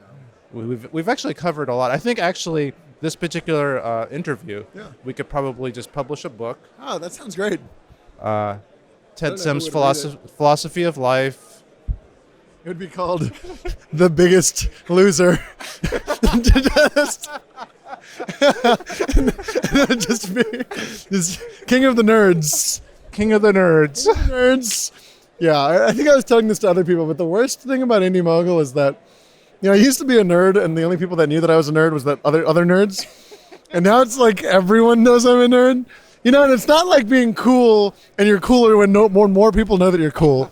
It's like if you're a loser, and everyone knows you're a loser. Like the only thing worse than being a loser is having everyone know that you're a loser. And like now I'm at that point, Not only am I at the bottom of the bucket, but the bottom of the bucket is being broadcasted. And I'm like, ooh. 1,050,000 subscribers know this. We have fun on Mogul. We're just goofy. And like I try to tell people too, like, I just don't want to be serious on the show. Like if we cover serious things, I just want to do it in the dumbest way possible. I just don't want to get too pretentious and snooty about it. There's so much pretension. There's so much pretension in this industry sometimes. I just don't want to be a part of it. So, Well, you definitely are not pretentious, Ted. we're trying our best for sure. You never know, man. 5 more years of this, and Well, we're going to keep doing this, so we're going to just do a little time lapse of you'll your see progression as a person. yeah, I'll just be more and more of a douchebag. In 5 years, it's going to be... I don't touch any lights unless they're LED. This is the worst person in the world. Hey, let me just say right now, as a gear person, as a person that makes and sells gear, you don't need gear. I'm just going to say it right now, all right? And if you should hear it from anybody, hear it from me, okay? I'm literally in the business of you should want gear. But I'm telling you right now, focus on other things. The gear is cool. It's exciting. If it makes you happy, go for it. But like, man, You don't need it. Go make stuff, you know? You can do it. Yeah. So, Yeah, that's when I was first starting in filmmaking, and we had all this low-tech stuff. You know, you just tried to make do with what you had. You didn't have 4K. You had barely had HD. Yeah. You barely had shallow depth of field. Yep. And you just cobbled together whatever you could to get this look that looked like a movie. yes, absolutely. And you're like, wow, I happened to make it look kind of like that Hollywood thing. Cool. I'm so proud of myself. And that was such a triumph. Yeah. And now it's like, well, what is it even now? I remember when there's like film festivals, they were like the movies in film festivals, and then there were the movies in film festivals that had lighting. And everyone was like, oh, snap, they have lighting.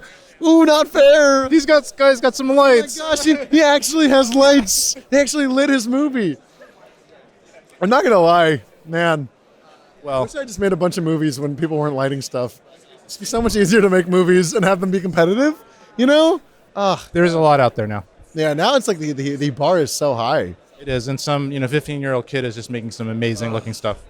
It's the most discouraging thing in the world.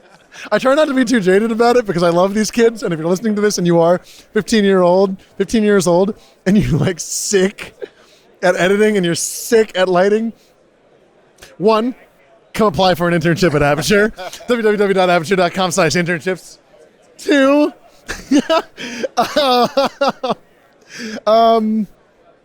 what was I was just saying, if you're out there and you're looking at this stuff, man, I try not to watch a lot of this content just because it's like, Depressing. it's too much, man. These kids are too good.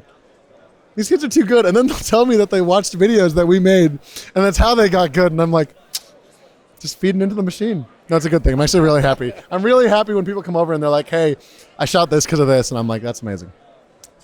It is amazing, and we're producing a whole new generation of amazing artists. They've got the technique. Now they just need the heart. Yeah. And once they have both those things, the heart and also just not being lazy. That's the real one. It's like, and no, heart's a big one, actually. Just being honest and genuine and open about that stuff. Yeah, man. Yeah, if I have to see another film about, no, I'm not gonna just like the most like, when people are real, more genuine, just tell your story. You don't have to tell someone else's story. Anyways, we're rambling about that. I think we've got it all down. We've covered everything. I mean, this is the most expansive interview ever. About all the things. Yes. Everything in life from beginning to end. Yes, And we'll continue this next year. Yeah. So this interview is going to just be titled "Everything You Need to Know About Everything. Everything." Everything you need to know about everything. Okay, I think I'm just gonna walk off the set now. All right, see you guys later. Bye. Thanks for watching. Don't forget www.com/aputure internships. Aputure internships. Apply if you're 15 and really good. Well, don't apply right now. Apply when you're in college. Bye.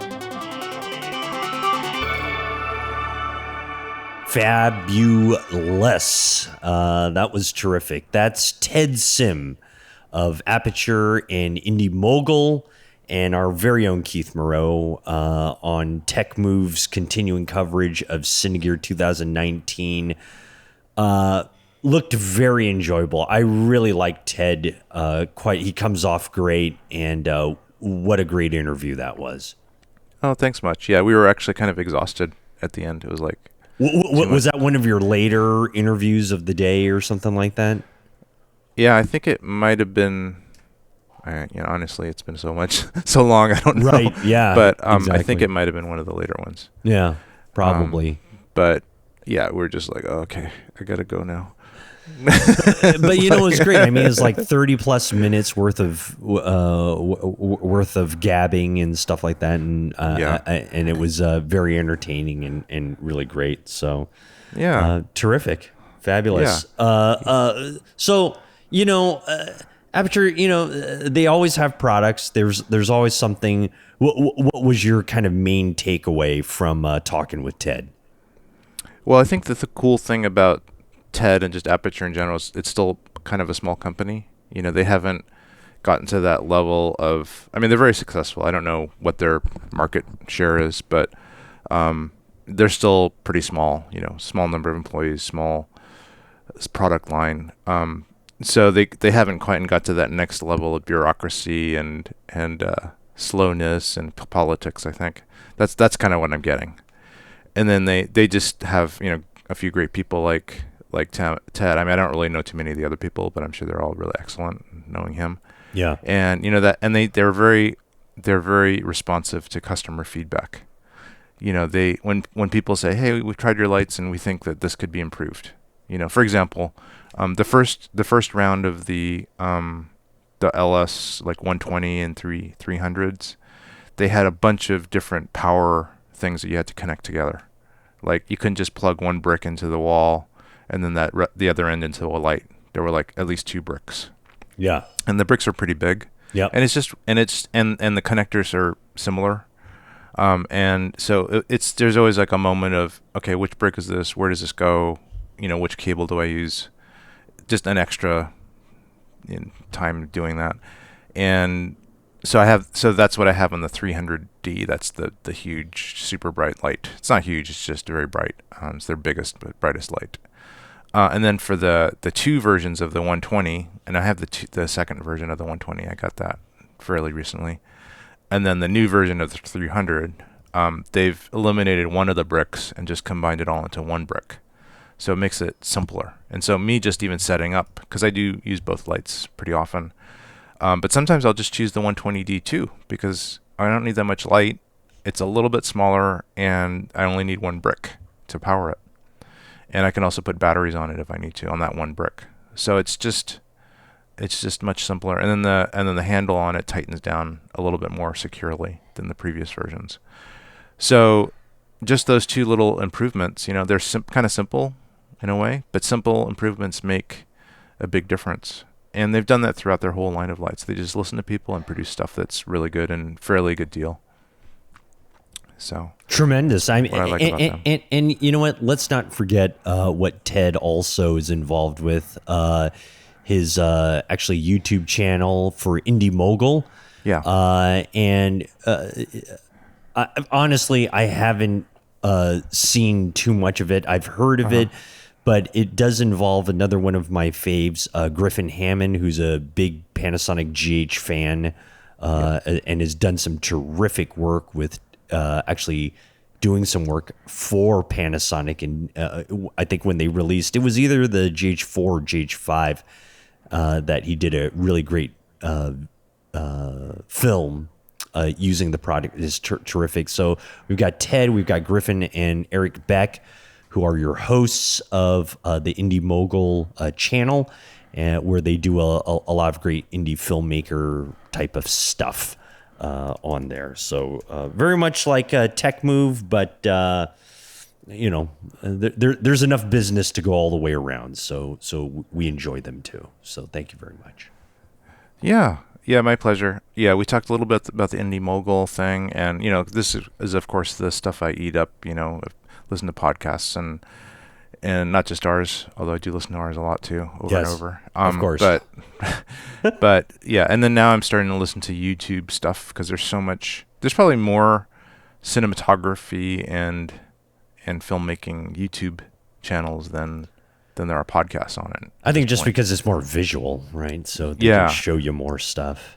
It's more visual. I feel like they're a little bit superficial because they just have to kind of hit you with 10 minutes of stuff. Yep. And they don't go into too much depth. That's the drawback, Like if you have like a 2 to 3 hour episode visually, then it starts becoming like War and Peace or, some type of big budget, in Avengers Endgame on YouTube. Yep. And Gone with the Wind, whatever. Gone with the Wind of the modern era, I like to call it. But yeah, so he, his YouTube videos are not too long. But I've been actually just in general, just when I exercise and stuff, like I go to the gym and then I put my iPhone on the YouTube channel, and I have the YouTube Premium that I pay for. Yep. And I found that it's actually worth whatever, $12 a month or something. And you don't get the ads, and you can also listen to it without having it on that app. You can have it in the background. So there's 2 things that are cool about YouTube now. Premium. But, I just sit there and I'll listen to like 3 or 4 of my subscribed channels in one little session.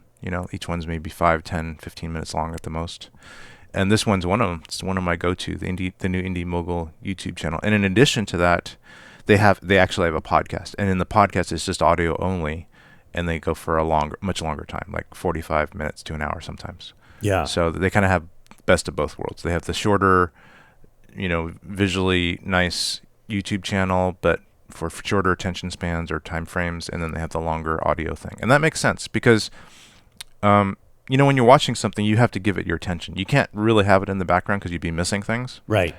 You can't be just listening to it usually. So that's good for shorter form stuff. But then for things where you're kind of splitting your attention, like driving or operating power tools, pretty much anything really dangerous. Right. Listening to the longer podcasts, you can really get into them, and then hopefully not have an accident or cut your arm off. Yeah, and then just pick it up as you go along, which is great. Yes. Yes. Oh, just my arm. I just got sewed back on a little later. It's fine. It's great when you're in the emergency room too. You get your little headphones on, listening to the podcast. Well, I think that from my data analytics, that's where most of our listeners are coming from. So they've been listening, fallen asleep, and then something's happened, and then they're rushed to the emergency room, which is fabulous. Well, that's great. So again, let's review. That is Ted Sim from Aputure, who always encourages 15-plus-year-olds who actually have some semblance of talent for editing to go on the aputure.com/internship website. Put in your applications now, of course, once you're in school. And he also heads or is part of the team for the Indy Mogul YouTube channels and podcasts. So, Ted Sim, thank you very much for your time and efforts that you contributed to us. Keith, thank you very much. You're welcome. And let's take another break as we continue on with our coverage of Cine Gear 2019 right here on Tech Move.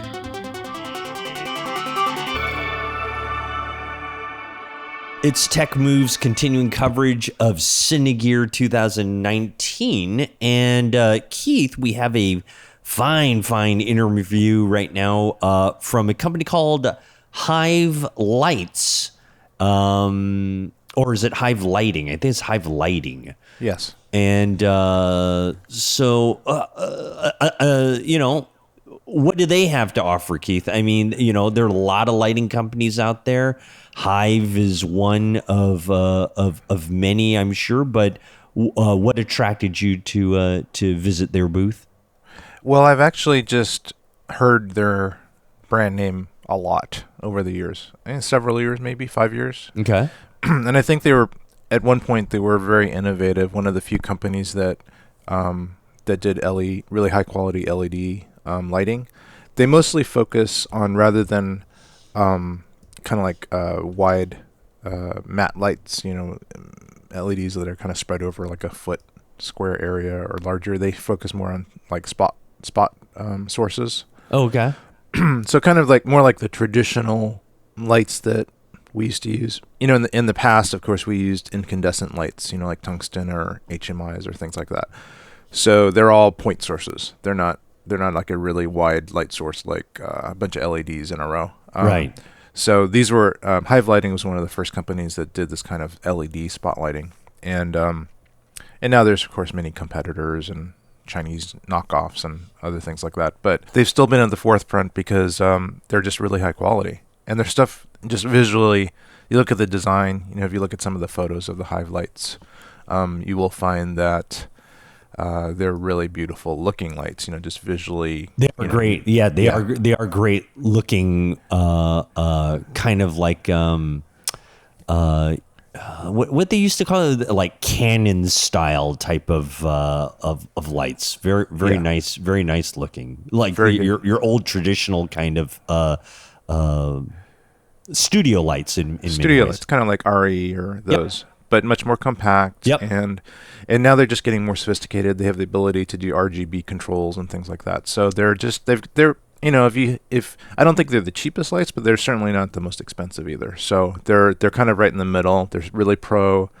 They're easy to use. They're programmable now, so you can just dial in whatever RGB setting you want, which is great if you want to duplicate sets and you have certain colors that you like. So I went over and interviewed one of the leaders of the company and talked to him, and it was really interesting. He used to be a cinematographer. I think he still is, but he just saw this need, and he helped create the company along with a couple other people. So it was a good interview, and I found out a lot about their lights. That's fantastic. Yeah. Well, let's get to the interview right now. We have from Hive Lighting, we have Jonathan Miller that we were able to secure, and Keith was good enough to be able to grab some information from him. So here we are with Jonathan Miller of Hive Lighting and our very own Keith Moreau right here on Tech Move. Hi, Keith Moreau here with Tech Move, Cine Gear 2019. We're here with Jonathan of Hive Lighting, and Jonathan's going to show us some of his new products and talk a little bit about his company. Hi, yeah. So we're here at Cine Gear at the Hive Lighting booth. And for people who aren't necessarily familiar with Hive Lighting, what we're showing here today is our C-Series product line.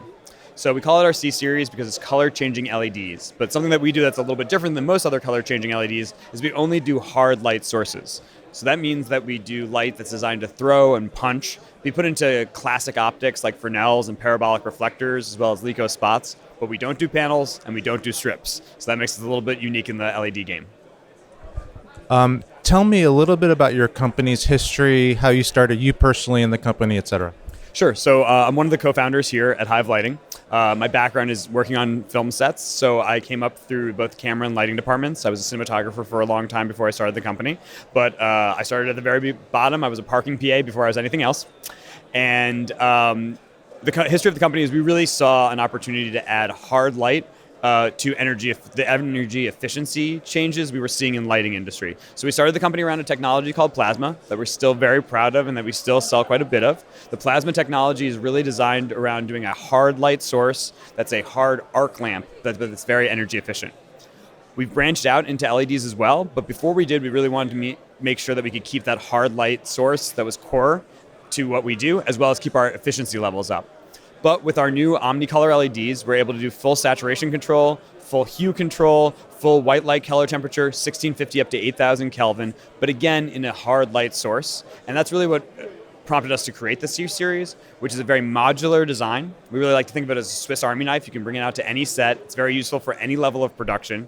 It's got a pro photo style mount, so you're able to add any kind of light modifier from the photo world, as well as a unique Hive mount that allows you to, again, add Fresnels, parabolic reflectors, and really, we like to think of it as a small sort of pocket HMI-style replacement, but with all the color-changing ability you associate with your panels and your tubes.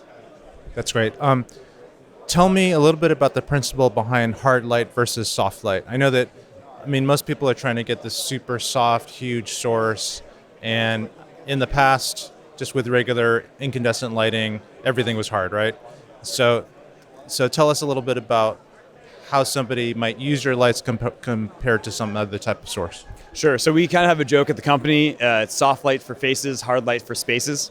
And what we mean by that is really to cut and shape area to really give definition and to give depth to a lot of your frame. It's really helpful to have light that you can direct very purposefully. And to do that, you really need a hard light source because you can cut and shape that light, you can throw it over a long distance, and what's nice about hard light is you can always modify it to be soft. You can't take a soft source and really modify it to be hard. And so we consider it a really modular system and a really flexible system and a classic system. It's really where the history of lighting for our industry came from. Obviously, it's very nice to have a panel, it's very nice to have a strip, and they can do wonderful, beautiful lighting. But with our sources, not only can you have a Fresnel that you can direct and sort of place into a pinpoint area where you want to place light, you can always put that into a softbox and create a really beautiful soft source. Wow, that's awesome. You want to talk a little bit about maybe this light here? Sure. So here at the show, we're introducing two products. We have our very small Bumblebee 25C. It's going to have all of the technology that I've described in a very small 1 pound form factor that starts at $350 and is usable through DMX and Bluetooth. So you have easy remote control on it. And it's a very nice, fully color changing source that we're really excited about. The other unit that we're showing here at Cine Gear that people are very excited about is the opposite end of our spectrum. So we go from a 25C to a 50C to a 100C to a 200C, and now we're introducing our 575C. We're very excited about it. It's going to be the equivalent output of a 575 watt HMI, so it's going to sit right between your sort of 400 and 800 watt, either Joker or Pocket Par style light. It's able to go into Fresnel. It's able to go into a wide variety of modifiers in the pro photo world. It's able to go into a nice punchy par spot, and it really throws, and it has a really great tool for just about any lighting scenario. Give you sort of sense of pricing, obviously. The less light output, the less expensive the unit is. Our 575 is going to be around $5,000. Our 200C is $2,500. Our 100C is $1,250. Our 50C is $750, and our 25C is $350. So we'd like to think of it as a pretty logical progression and a tool for any level of production, any level of budget, but also something that you can either rent or own depending on your needs for your production. That's awesome. So is this the big one here? Yeah, so right here we have, and I'll lift it up a little bit. This is our 575. This is the biggest light. It's not that big. It's about 5.5 pounds. As you can see here, it's about 9 inches long. What we have here is our dome diffuser. This really acts as our bulb source. So underneath this source, we've just under 200 LEDs. And these 200 LEDs are divided into 7 different colors. We do red, green, and blue. But then on top of that, we do our secondary colors. So we also do a lime, an amber, and a cyan. And then on top of that, we also have a deep blue violet that we call sapphire. This gives us a really full spectrum light that also has a huge amount of control. We're able to do any saturated color you want, but also we're able to do 1650 to 8000 Kelvin down to 1 Kelvin degree of differentiation if you need it. Along with that, we have what's called near field blending. Without getting too complicated, it basically means that We don't mind getting complicated because we're really geeky, so go for it. So as soon as the light leaves this emitter, this acts like a bulb. It's all pre-blended. You don't have to get any distance away. You immediately have the color you want, and your shadow is always going to be clean in a single color. You're not going to see the fringing. You're not going to see the individual LEDs. There's often a problem when you work with a multi-LED source, especially when you're trying to do a hard light. It also allows for the flexibility that allows us to mount different things on the light, so you can mount so many different optics. It really gives you just very modular system, which again kind of goes back to our line about it being a Swiss Army knife. It's not necessarily a tool that you know what you're going to use it for when you bring it on set, but as long as you have a couple different modifiers, it's pretty much useful in any lighting situation. Tell me a little bit about this blending technology. Sure. So on our board, we have the 7 different colors of chips that I described. They're split between almost 200 different colors relatively evenly. They're then laid out in a pattern so that they blend. They then go into what's called a mixing chamber, which is basically just a 360-degree mirrored chamber that allows all the LEDs to blend across each other, then into the dome that does the final blending, and what you get out is one singular white light source where you cannot see that it was actually made of multiple LEDs. It's really a reverse prism system, if you want to think about it that way, which is we put colored light in and get white light out. That's great. Okay, so one of the trends that I've seen in the last couple of years is rather than kind of a single temperature light source, we have something called RGB light sources. And can you tell us a little bit about that technology? I assume this is considered an RGB light. Tell us a little bit about the differences between RGB and a single color temperature source and how that's an advantage over that. Sure. So there's a few different things going on there. So historically, RGB was the first way to mix LEDs to create white light. But when you have just a single band R, a single band green, and a single band blue, you often have what you would consider sort of holes, a discontinuous full spectrum source. And so you don't actually have a full spectrum source, you have a discontinuous source where it appears to be white light, but there's actually quite a bit of the visible spectrum missing.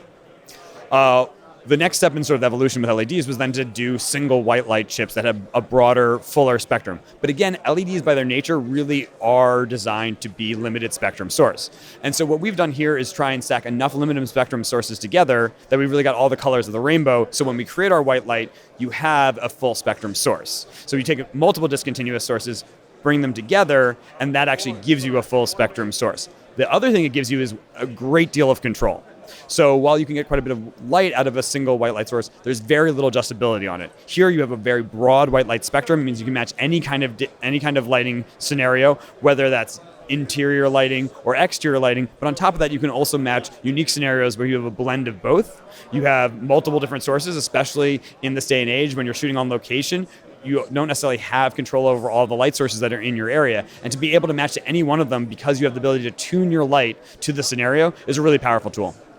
So you're from the days where you were putting gels on top of some type of incandescent light. So give me a kind of an analogy between the old days and then now using your light. Sure. I mean, I think what you're seeing right now is the digitization of the last part of filmmaking to move away from analog. So if you think about sort of the history of the last 25 to 30 years of film and television production, it's really been the move from an analog system to a digital system.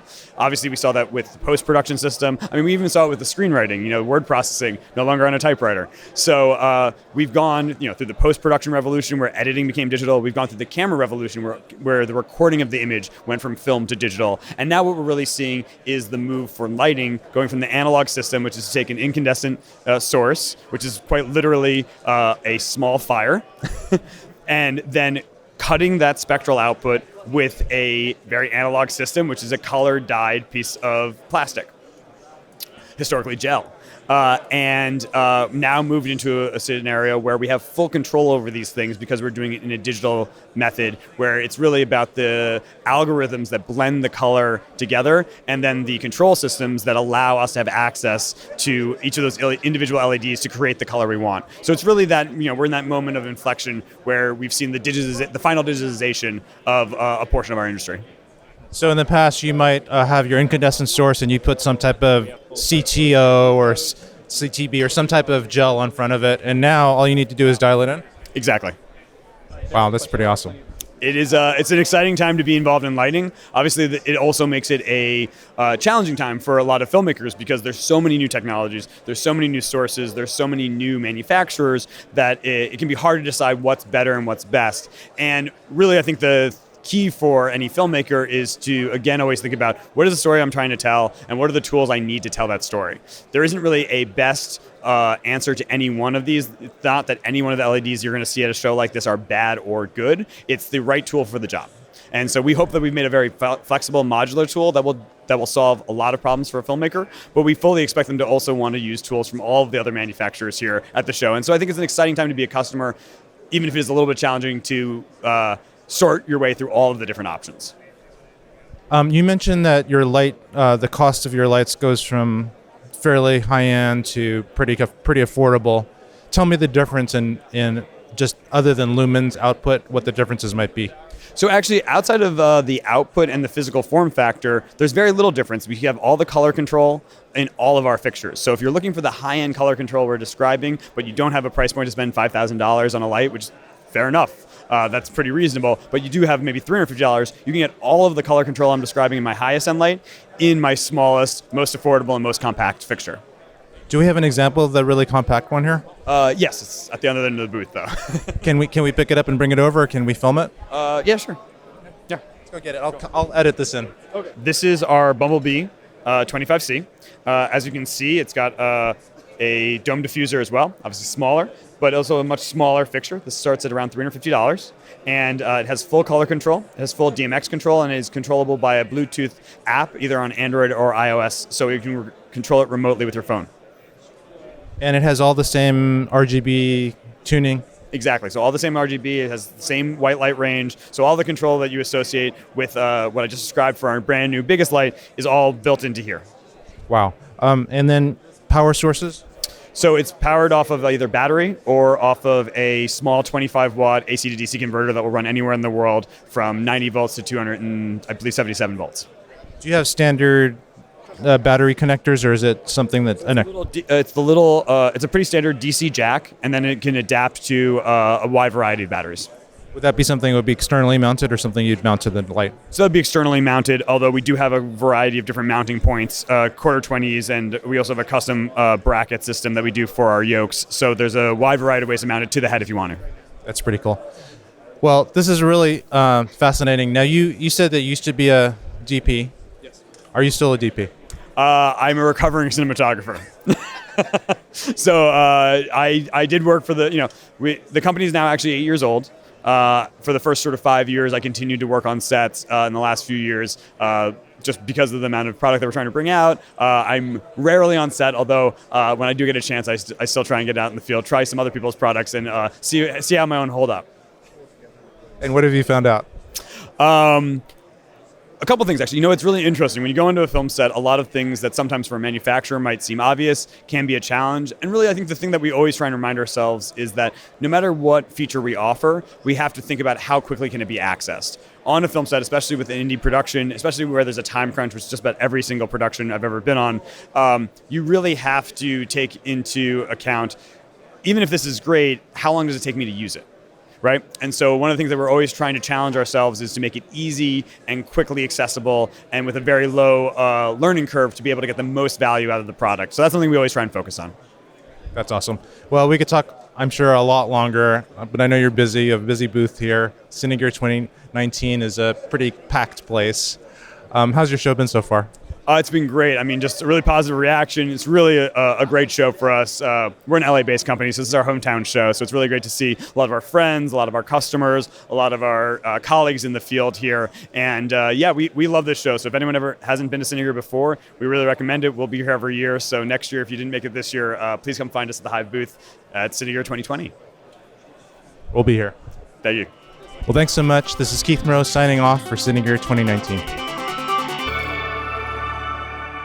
That's Keith Moreau and Jonathan Miller of Hive Lighting. Very nice looking products he's got there. So I encourage everyone to go to the TechMove webpage and check out some of these videos.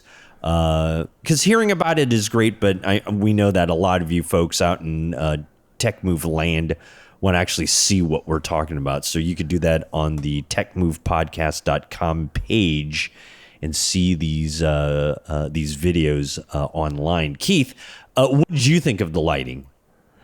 Oh, I think it's if money is no object, I would get these lights. They're very sophisticated. They have a lot of control. I see them as kind of like a Swiss Army knife of single point lighting. They've got 5 and 7 color chips in them, so they really can create almost any color you want. So they're very accurate, and they have a lot of controls on them to adjust things. If you look at the back, you can see a whole bunch of type of connections on the back. A couple power connections, adjustments, selections. Kind of got like a little control screen on it where you can select colors and luminances and just dial in whatever you want. Including, I believe, presets if you want. So if you have a preset you like, you can save it, and then later you can recall it. So very sophisticated. There's even an app that comes with it via Bluetooth. So these lights are really connected. I mean, they're potentially able to be controlled by your phone. So and this is the trend I'm seeing with lighting. Lighting is getting more intelligent now. So you can, like with a remote or with your phone, you can actually adjust your lighting. And that's, to me personally, I've used that type of lighting for I've used some aperture lights in that regard for controlling things remotely, and it's actually really convenient. So you don't have to actually go over to the light and change it. You can actually adjust it remotely with the remotes or with your phone. So that kind of thing is starting to become more and more prevalent in the industry, and I like that. It makes it a lot easier, and one-man bands or smaller crews can do a lot more. I like the I really love the different sizes of these lights that they have. They have, and they name them after, like, little bees or hornets or wasps or whatever. Yeah. And do you think there's a theme going on, or do you think it's just random? With the name Hive, I'm wondering, where the what other insects they could possibly do. So that could be very interesting for the next series of lighting that they put out.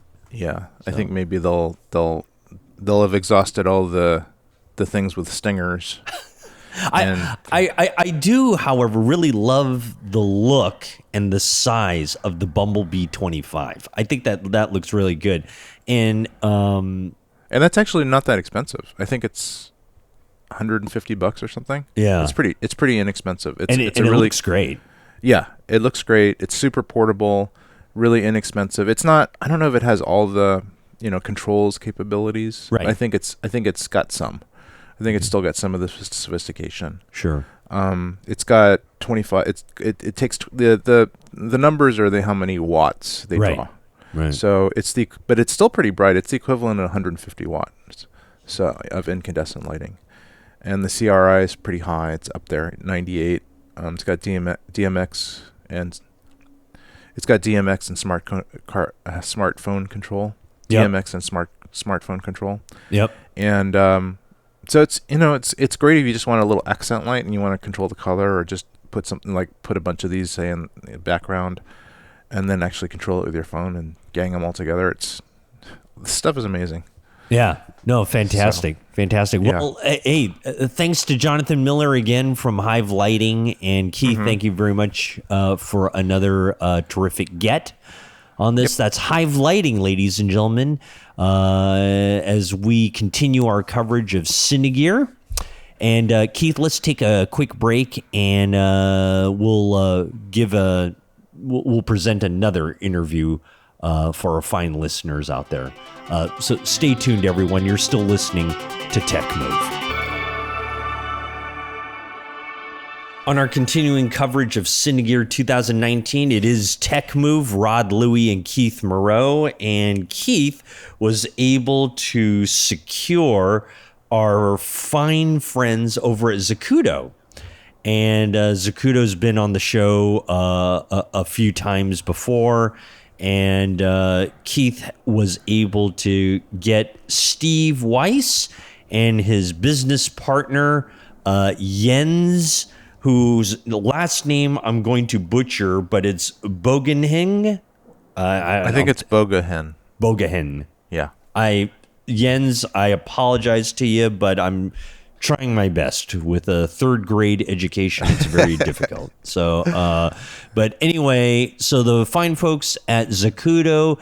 Keith, what were you looking for? Anything in detail that you were looking for from Zacuto this year? They have Zacuto has amazing gear, amazingly engineered gear. It's very useful. It's very much cinematography based, and it's very well made and designed. I have a bunch of Zacuto gear. Most of the Zacuto gear I got, it's fairly old. They were one of the first companies they last forever. That's why they last forever, and also they were one of the first companies that really did make DSLR accessories that could make your DSLR more useful. Yep. In a filmmaking situation. So I was one of the early adopters, like the Z Finder's really famous, the EVFs they have are famous, and there still are. The EVFs are some of the best that they offer. I have those. Yeah. Bunch of different kinds of arms, and they're just really advanced, and they kind of like trendsetters, and then they get a bunch of people copying them.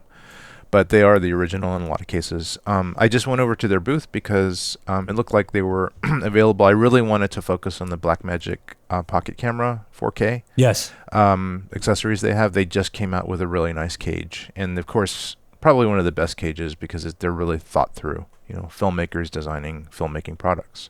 Yeah, and they have so much experience, too. Let's not forget that. I mean, they've just been in it for so long. Yeah.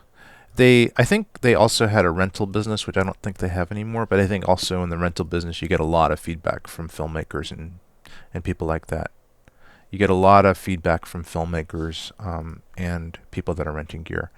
So I think that and it had been actually a year or two since we'd actually interviewed them. So I figured, go back, talk about the cage, talk about some of their other stuff, and it turned out to be a pretty cool interview. And so maybe on the outro, I'll talk more about it. Fantastic. Okay, let's talk to Steve and Jens from Zacuto, along with our very own Keith Moreau, as we continue our interview segments of Cine Gear 2019 right here on Tech Move. Here at Zacuto, Steve is a founder of Zacuto. Founder, product designer, director of all of our content. I love your stuff. I have a bunch of your stuff. I've bought it. I think I first started getting your stuff over 10 years ago. And I love it. What do I have? I have so much stuff. But you tell me about your new stuff and what you're excited about. All right. So a lot of people have been asking us for a new EVF, and this is sort of our thing, optical devices, EVFs. So here you see this is our graticle, which we've had for 3 or 4 years now. But some people wanted a higher res one, which is this Chameleon, which is now, this was a 720p unit. This is a 1080 unit.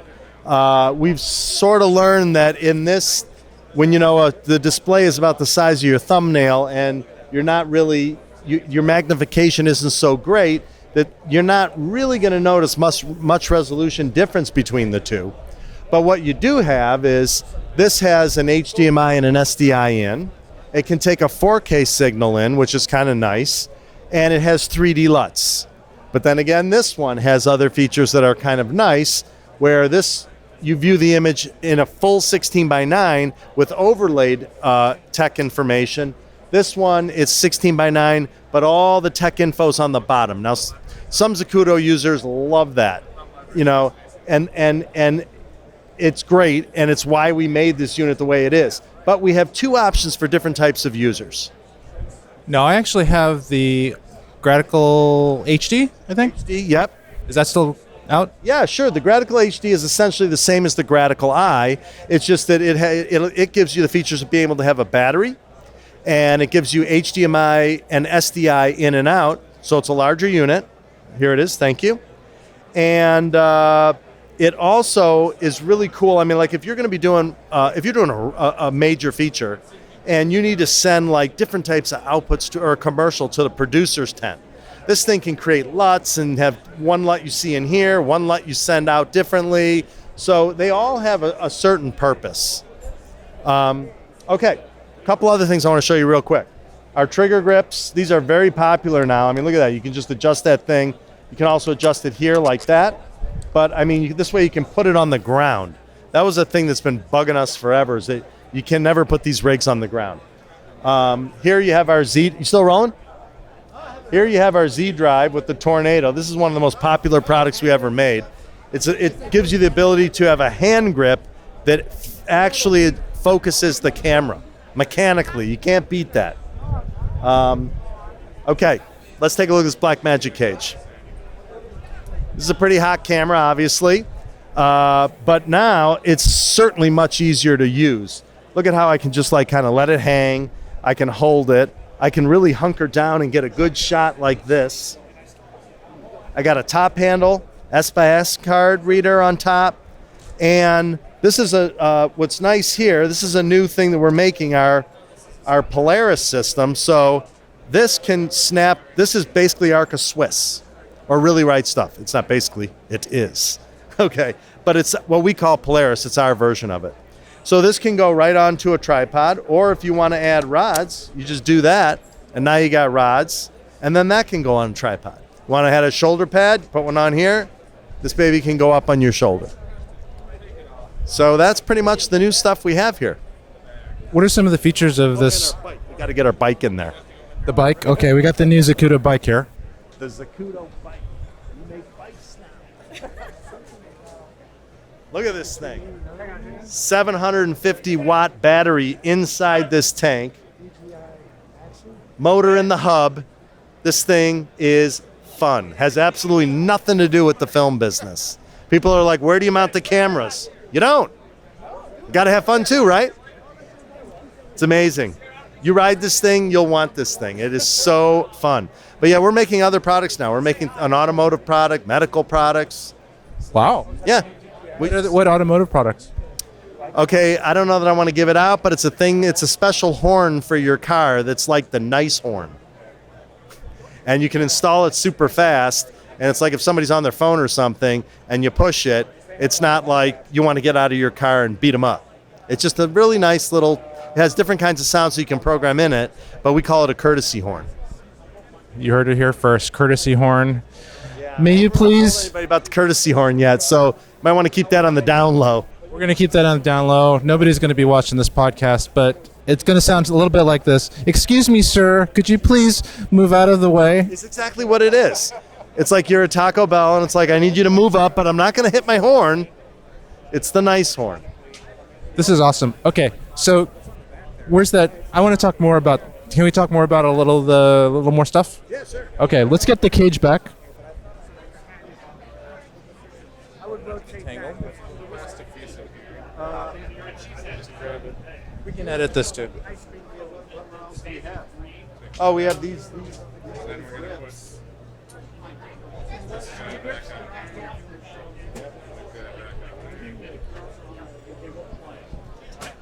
Might as well cover it all.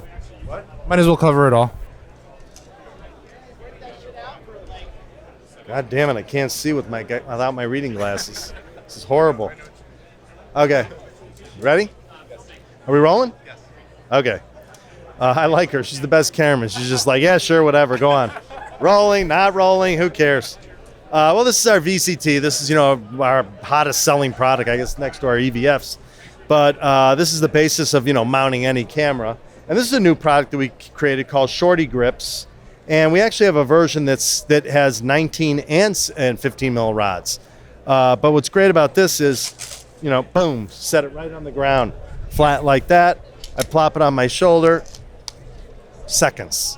I mean, the old grips used to have to undo levers. A lot of people's rosetted things, you got a rosette here, you got a rosette here. It's just, how do you go through all these rosettes? So Jens and I were like, how do we make something where we can just literally do it that fast and put it on the ground?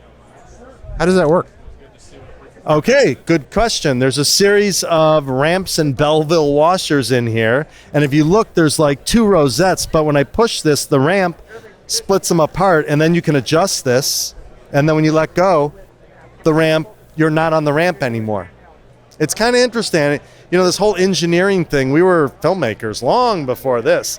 But now we're sort of like kind of engineers, and we like it. It's sometimes we come up with ideas and our engineers are like, whoa, I didn't think of that. And then sometimes they come up with ideas and we're like, but we have to learn about all these components and tooling and all this kind of stuff. Over the last 10 years, we've learned a lot. That's awesome. Speaking of filmmaking, I've been watching some of the stuff you have on YouTube. It's great stuff. What inspires you to do this? I mean, you don't really have to do this. So what's the purpose behind them? Well, that's a good question. You might have stumped me on that. You have time to think. The thing is that, so from Jens has been my DP since 1984. And we made about 700 projects in the corporate space, commercials. And then we took a little hiatus, and then we started Zacuto. And then we kind of had this 8-year span where we hadn't really made anything. And that's when we came back and we started with Film Fellas and Critics and all these different shows that we had done, because that's what we really love doing, and it's just, when you don't do it, it doesn't feel good, So now we're doing live shows on Facebook and stuff. And we really enjoyed, designing and building we have 3 different sets in our studio. And that was a whole lot of fun working with scenic team and artists and all these people. And now it's great. We show up, we can create content instantly. And there's only one person. There's 6 cameras on set. There are people coming in on Skype. One person switches the whole show. That's amazing. Camera operators. That's amazing. Yeah, it's great. Technology. I know. And we're doing this on an iPad. I love it. So you're getting a bit of your artistic impulses out by doing the show? Oh, yeah. Yeah. Yeah, I'm also working on other projects. I don't really talk about them, but I mean, Jens and I shot a TV pilot last year, which was really cool and fun. We're doing documentaries now and then. We sometimes go on other people's features and TV shows when they need to do really small rigs and things. We help them out there. So we're doing other types of content that's not film related. Can you talk about any of the artistic stuff you've been doing? Well, the one show that I did is pretty racy. We could pull them out, but it's like Friends, but a modern version where sexuality is fluid. We'll say, so everybody is. It's interesting. And where will this be showing? I don't know. We're going to be getting a producer's rep. We wrapped it about a year ago, and it's been in post. We got a version we kind of like now. So we're going to be, we met with the producer's rep, and we're probably going to get on the distribution trail with it. But I'm kind of hoping for like an Amazon type release, something like that. Wow, that's great. Well, I'm really glad that you're still pursuing the artistic stuff. You have an amazing, look at his IMDb if you want to find out about this guy. Thank you, I appreciate that. We could talk for a while. I think he's Can we grab this again? Can Steve talk about this a little bit more? Thank you. Can you talk about this, some of the features? About this, Jens. Can Jens talk about it? Introduce Jens here. This is my business partner and friend. We've been working together for 37 years. 37 years. Woohoo! Yeah, right. So I was kind of talking about this, but this is really his baby. Sometimes there are things that are his. Sometimes there are things that are sort of mine. But really, this is his. So you got to talk about All right, this. but where did you leave off? I don't know. I kind of. What was your question? Just details. All right. Well, this is for the BlackMagic Pocket camera, their new Cinema Pocket camera, and we built a cage for it. There's certain features about these cages that we do differently than everybody else, and you can see it in this one. Is we don't like to cover up this side of the camera because they've already designed a grip that's meant for your hand, you know. So why cover that up? And it's just less. It's less bulk to have to have it this way. Some of the other features that we always put in our cages is this NATO rail. We call it Z rail, so that you can attach these grips on the side and on top. Right. One thing we worked hard on for this camera, especially because it's so wide, is if you put the shoulder pad on you and you put it on your shoulder, you can't have all these cables sticking out into your ears. So we worked hard at making this as flat as possible. We use the right angles that come with the cage, and it pinches them so that they don't move. That was another big thing. And of course, this camera, it's popular to have the SSD drive up there. And we have a special dedicated clamp for that where none of the cables can come out. Other than that, everything below the cage is like all our other cages. This is the rod support that gets you the standard 85 millimeters from the center of the rods to the center lens for map boxes and supporting your follow focuses. Did you talk about the Polaris system? Yeah, I did actually. Yeah, so this is all part of the Polaris system. That's part of the cage on the bottom, so that you don't need an extra plate. You standardized on Arca Swiss? It is, yeah. Arca Swiss, Really Right Stuff, all those are compatible. Yeah, and it's got a new mechanism which Jens came up with, which I really like. It's kind of you just pull this and it pops right off. It's not like a cam lock or something that's in the back that's hard to get to. And then you can just literally see that the Arca Swiss is built into this. So you can just plop that baby down on any Arca Swiss or Really Right Stuff, Kessler, any plate you have. Yet it has screw holes on the bottom. In case you have a different plate system you want to use, you can screw it onto the bottom there. How long does a cage like this take to implement? You mean to That's develop? a great question, yeah. Some longer than others because you have to go back and forth. Now, if they give us drawings, ahead of time, it's a lot quicker. If I have to scan it in, there's a little bit more of the 3D printing that we have to go back and forth and kind of try it out. Eventually some metal prototypes to see if it all actually fits, because the scan is not quite as accurate as having. But that's a great question. So, just so people know, to develop an EVF is probably, I don't think this is bad to say, but you could be looking at about $500,000 in R&D and about 2 years to develop an EVF. To develop sometimes metal products can be just as complicated. Like those Z grips that I was showing you, trigger grips, very complex to get that to where it was super strong, and yet you not have to have intense amount of thumb pressure to make it happen. So that product took us a year to develop, I think. This cage, though, only took you about 3-4 months to develop. Yeah, this one was a little longer than others because it had different set of issues. Each camera has its own quirks. It starts with drawings, then you go, like he said, to 3D printing, and then metal prototypes, aluminum, and then you do what's called a short run, where we do like 25, and we kind of send them out to friends and whatnot, beat them up, get some feedback, and then we do a real run. So did you have drawings of this camera before it came out, or is it based on an early camera? This camera, I believe we had to scan in.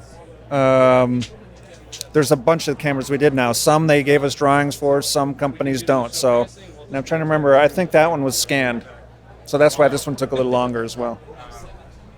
It's a great product. I actually have a couple of these among all these other cinema cameras. So. Not your cage. Not your cage. Soon, hopefully. Because your cage just recently came out, didn't Yes, it did, right. But I love it. I love the design and the modularity, so I'm looking forward to it. And I've been, as I was telling Steve, I've been a customer for over a decade of your stuff. Cool, appreciate it. Yeah. The original Z finders. Oh, I would recommend that you create a Z finder for the Pocket. Yeah, we've heard that request. Yeah. There's a couple of issues with that. It would be quite large. Thank you very much, Steve. Thank you.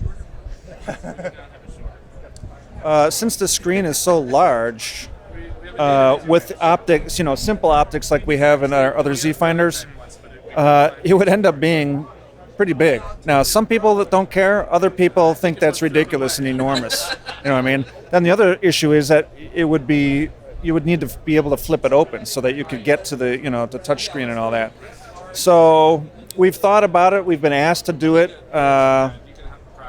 Or maybe somehow adapt one of your existing Z finders with some type of frame that it fit into, so you could use an old Z finder and plop it in, something like that. That's another thing we looked at, and we asked BlackMagic if they could add a feature in here where you could shrink the screen size a little bit, just literally make it a little bit smaller, and then people who already have Z finders could use it right on the back. It's obviously the resolution is gonna change a little bit, but it'll be still fine for focus and framing and things like that. But they haven't responded to that yet, so. Well, I'll just tell you that I get a lot of gear when it first comes out just to be useful, and I got another company's loop. It's like the only one that's out there, so you know which one it is. Brazil or something like that? Yeah, from Brazil. Yeah. And it's okay. It doesn't have a diopter. I mean, it has a fixed magnifier. Right. But it doesn't have an adjustable diopter. Right, no, I saw that. And isn't it quite long? It goes up to about here. Yeah. It's not bad, but is it distorted at all? It's actually very useful. I should actually, do you have it here? I wouldn't mind seeing it. I should have brought it. I didn't bring any pro gear with me. Right, okay. But I can send you pictures and stuff if you're interested. Yeah, it's a thought. I mean, I guess if we hit a certain threshold of people asking, we'll do it. We're in the business to do stuff like that if it's needed. I just think that you got this cage now, and honestly, especially when you're outside, it's really difficult to use this as an actual LCD when it's useful. So what do you think about this? I mean, you're a younger guy. Your eyes are probably fine. If I'm not that hood on here, can't you focus it from here? I can't anymore. My eyes are not that good. No, okay. Because that was the other thing we considered, is that we figured that most people are a little younger. They could probably see focus this close, and then with a shade, they would be fine. There's another issue, which is stability. I use the point of contact, and that makes it really stable. Got it. Yeah, understood. All right. Well, I will think more about it. The more I hear people requesting it, the more it makes me want to do it. I would love to, and maybe in the interim, some type of adapter that would stick out, and then you could put an old Z finder in there. Yeah. Why? Because you have old Z finders? I have 5 of them. And what magnification? I have all different kinds. Yeah. It would have to be the widest one to be able to see most of it, and that would require a new skirt, the shroud. So I don't know that you could use it anyway, because... I was thinking of 3D printing a cowl. Yeah, you could. You could. Anyway, all right, I'll take that under advisement. You heard it here. New products being developed as we speak. Anyway, Jens, thanks so much. I don't think I've actually spoken to you. My name's Keith Moreau. Nice to meet you. Thanks for coming by. All right, that's Zacuto, Steve and Jens from Zacuto, and our very own Keith Moreau right here on Tech Move and Cine Gear 2019. Very in-depth interview, Keith. Almost 20 minutes long, for crying out loud. That was a good one. Yeah, they showed us everything. They tag teamed. Yep. It started with Steve, who's the more marketing guy, a little more extroverted, and then with Jens, who I had never met Jens before, because I don't usually see him at the shows. I'm not sure if he's there or not, or just doing other things, but he was there, and he's really nice. He's a really great guy. Yeah, a little bit quieter than Steve, little more modest, but right. Very very great guy and really technical. He's like the designer guy. He's like the engineering brains behind a lot of this stuff. So yeah, so Jens took over and showed me the rest of the gear, and I even gave him some ideas about a loop for the BlackMagic Pocket. Oh, right. 4K. Yeah, and because they're kind of going, we think it's not going to work because the screen's too big. Right. And I said, hey, I got one of your competitors' loops. And they don't even have one. And I said, yeah, I have it, and I actually use it a lot. It just doesn't have an adjustable diopter, but I've even been thinking about actually modifying one of your Z finders to make it work. Right. It's way better than the other one that I got. And so we actually, had a little discussion about that, and he was really fascinated. Like, maybe we should reconsider making this. I said, if you made one, you'd sell a lot. Because the BlackMagic Pocket 4K is probably, hands down the biggest seller out of all these cinema cameras, like, ever. Sure. And it's still really popular. So, just stuff like that. And he just went over things here and there, and it was great. I have to mention that one of the reasons that we stand out, TechMove stands out from all the different people that are interviewing them and stuff, is because of our crappy little iPad. Because nobody else does that. And there's so many huge companies that go, what is that? Oh, we're just filming it on an iPad. And that's just so great, and we get this crowd around us, and they're watching Veronica and like trying to bug her while she's filming about how it works. And this is another example. The Zacuto guys who make all the cinematography gear were fascinated and really intrigued by this iPad setup we're using. So we can't. It's the tech of TechMove, really. It is, and we can't switch to a better system because that's like our trademark. So could it be that's like one of the only reasons why we get interviews in the first place? So that's great. Probably. Yeah, that's excellent. But they even and I think I can mention that. But they told us about a secret project, which was their Zacuto battery systems. Like not like batteries for cameras, like batteries for motorcycles and cameras and not kidding. Cameras in really? houses. Yeah.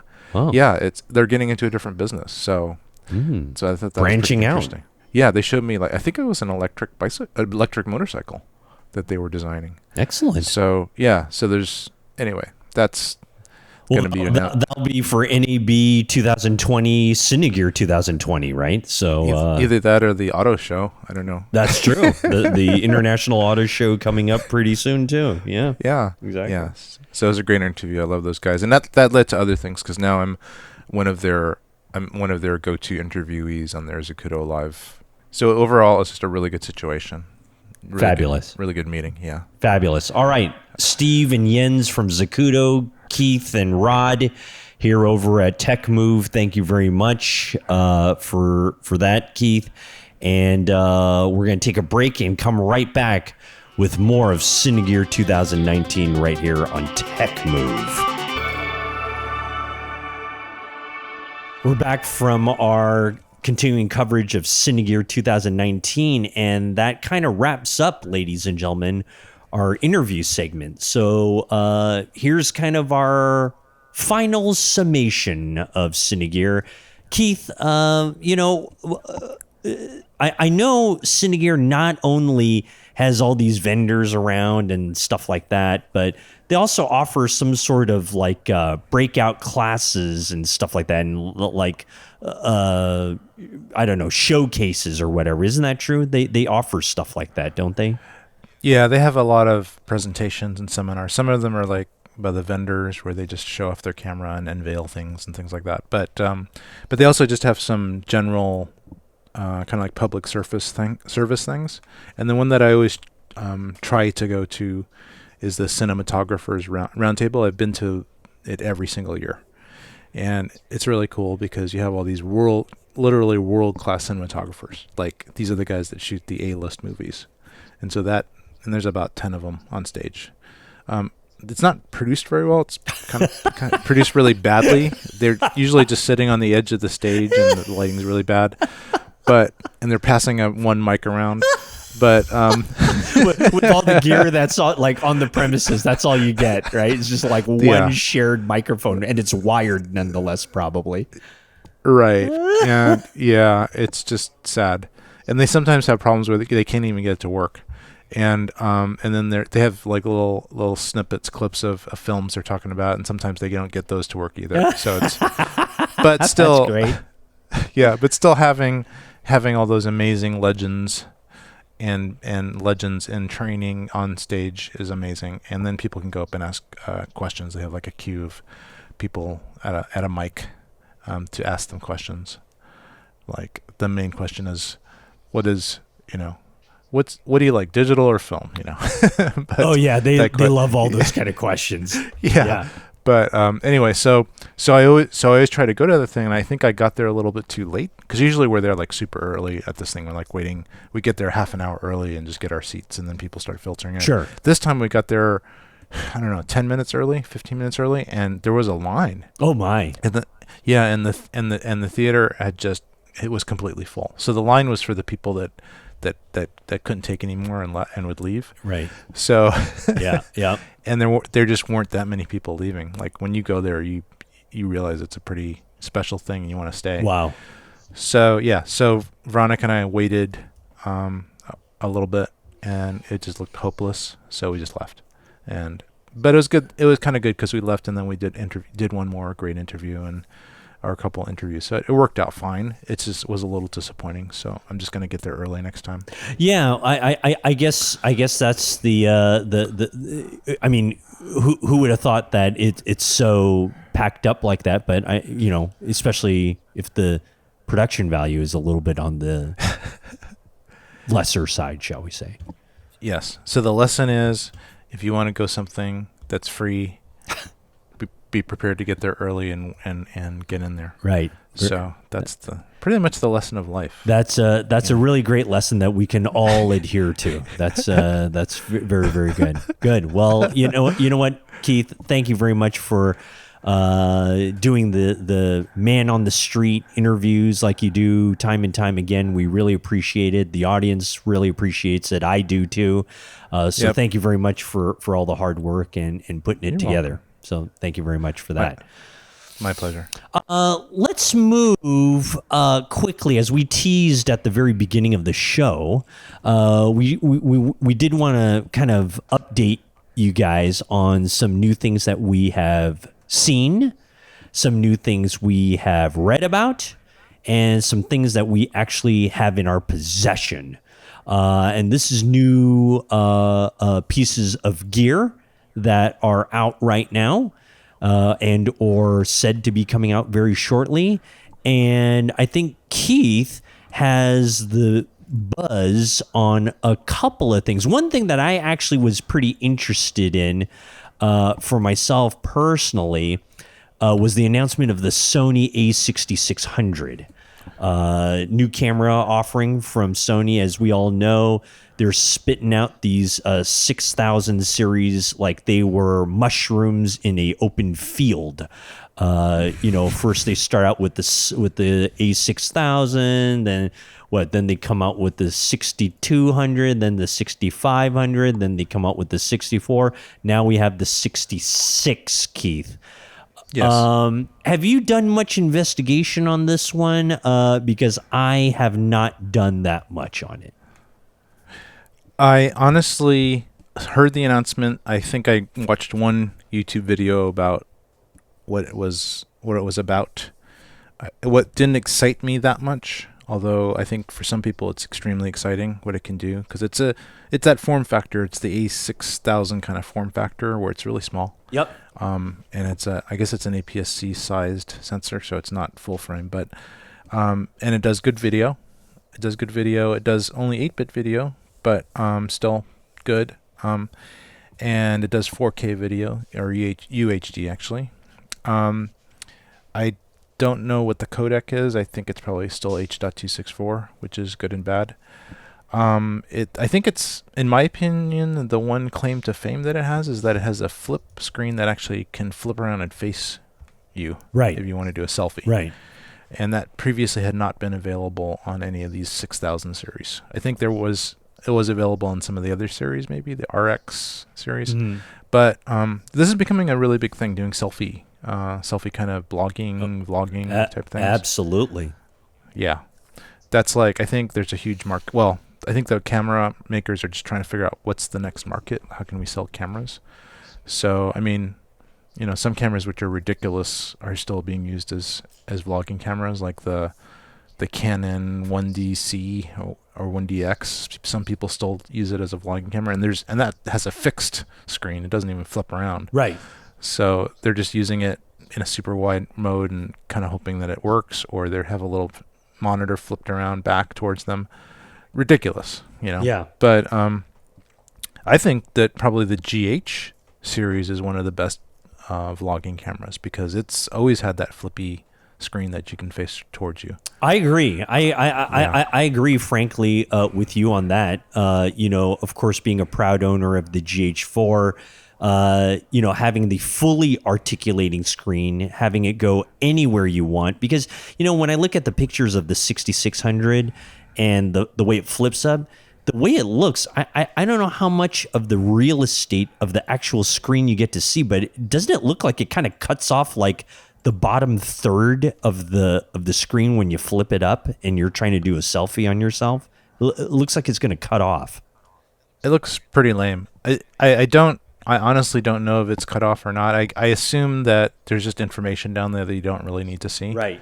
And that part is getting cut off. But if it's actually cutting off part of the frame, that's pretty lame. That's like, that's a fail. Yeah. Yeah. So, but I'm hoping that it's just covering just like the last bottom part of the bezel, and then maybe a little bit of information you don't really need. Right. So, yeah. So, because how could you frame it? I mean, you'd have to be guessing, and that's really non-professional. I just find it difficult because, you know, if the sun's in the wrong spot, you're not going to be able to see it. If you've got it too high up, maybe you might not be able to see it. That's why the GH series, I just love it because you can angle every part of that articulating screen. You know, it's just so much more helpful. Yeah, I don't know why Sony is so against the fully articulating screen. I mean, even Canon started doing it. Yeah, you know? right. And actually, the Canon EOS R, the kind of the new mirrorless camera they came out with. Actually, I got one, but I returned it. Right. That's the R, right? That's the R we're talking about. Yep. Yeah, that's an awesome vlogging camera. That's got the flippy screen like the GH series is. Mm-hmm. The Panasonics, and it's also a really awesome camera. It's got a great codec, and it's really, you know, it doesn't have in-body stabilization like the Sonys do, but it's got the autofocus, and it's got some, you know, it's got some electronic stabilization that's actually supposedly quite good. I didn't really test that part out because I just don't like electronic stabilization, but I might have to reconsider that because I think it's probably getting better these days. Some people love it, so. And in fact, some of the new Canon cinema offerings are doing that and kind of saying that this is almost as good as optical. So anyway, but, you know, Sony fans that want to vlog, you know, this is made for them. Yeah. Because some people love Sony. Yep. So Yep. And you know, now that it's been out for so long, a lot of people have invested in glass and stuff like that. And you know, I mean, it is very attractive with the in-body stabilization and stuff like that. You know, that's one thing. And also the supposedly the really great ISO range that it has too. It's supposedly pretty wide. So it's usable. I have no idea, but you know. Yeah. I think it's probably a quality camera. I mean, all the A6000s are awesome cameras, and they do a lot for that little size. Mm-hmm. You know, that it's definitely smaller than pretty much every other camera out there, and has as big a sensor as you could possibly get into that size. Don't know about its overheating thing, because that was the thing about the A6000 series. They just all of them kind of overheat. Yeah, I think the 65 was okay. And maybe the 64, which is another model, maybe like a step down from the 65, but in some ways better. This one probably has that heating problem even more resolved than previous versions. So anyway, so that's that. It's actually not out yet. It'll be out in November, supposedly. So we'll see. Which is exciting. But also sticking along with Sony.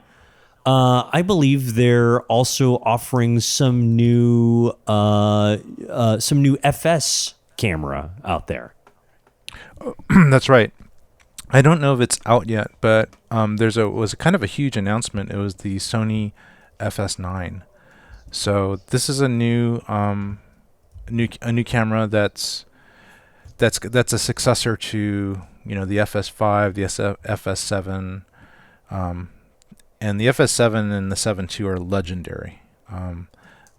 The FS7 kind of almost started it all with 4K, really usable codec, etc. And it's been out for a while. I mean, the FS7 has been out for like 5 years, maybe. Yeah, right. It's a long time. Yeah. So, and it was great when it first came out. It was groundbreaking, for that price, the amount that you could get into it, and it's a pretty big camera, but not gigantic. Mm-hmm. No bigger than the BlackMagic cameras, the Ursa minis. But anyway, so they finally came out and announced the FX9, and it's a full frame camera.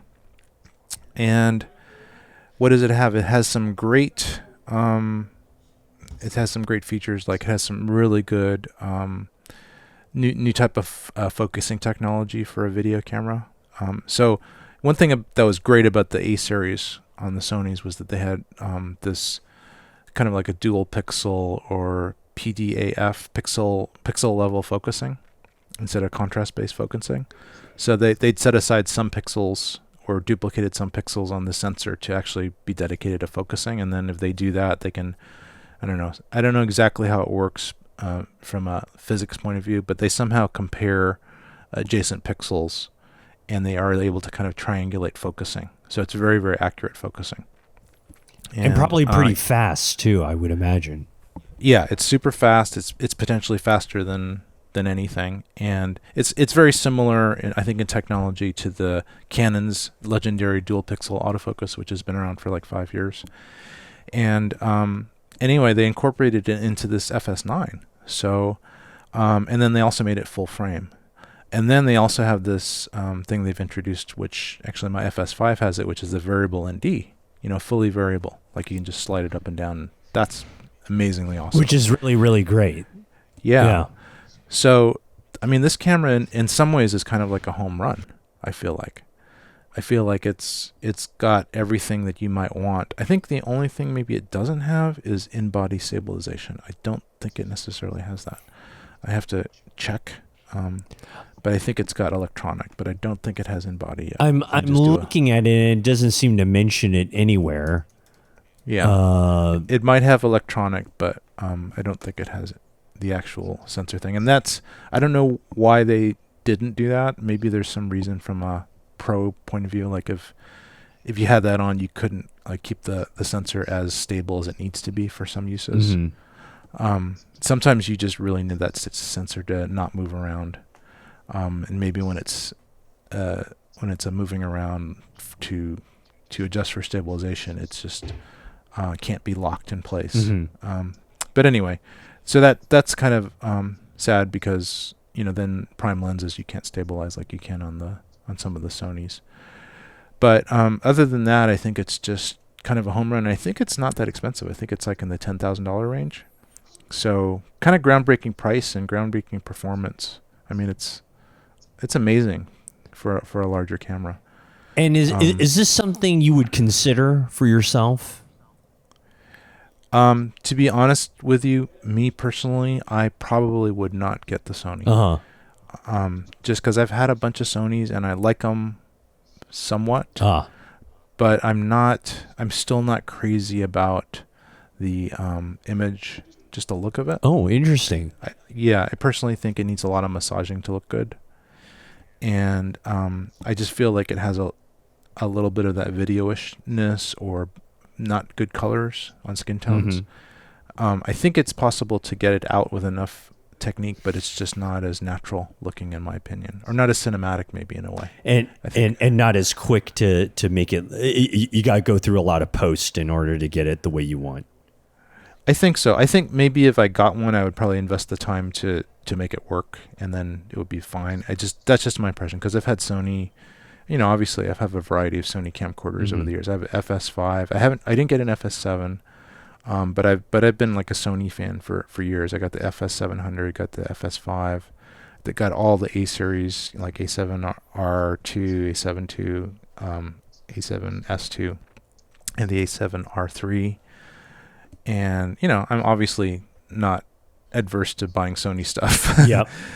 But I think for $10,000, I think I'd rather just step it up a little bit more and get another camera that we're going to talk about in a second. Excellent. So Excellent. yeah, but for those that are Sony fans and love the FS7 and have like a 5-year-old FS7, I think it's like no-brainer. I think it's just got everything they might need. Great. Well, Yeah. then let's move and talk about that camera that you would invest the money in. And which one is that, Keith? So this camera is in my opinion the camera that was my ideal camera, and it's the Canon C500 Mark II.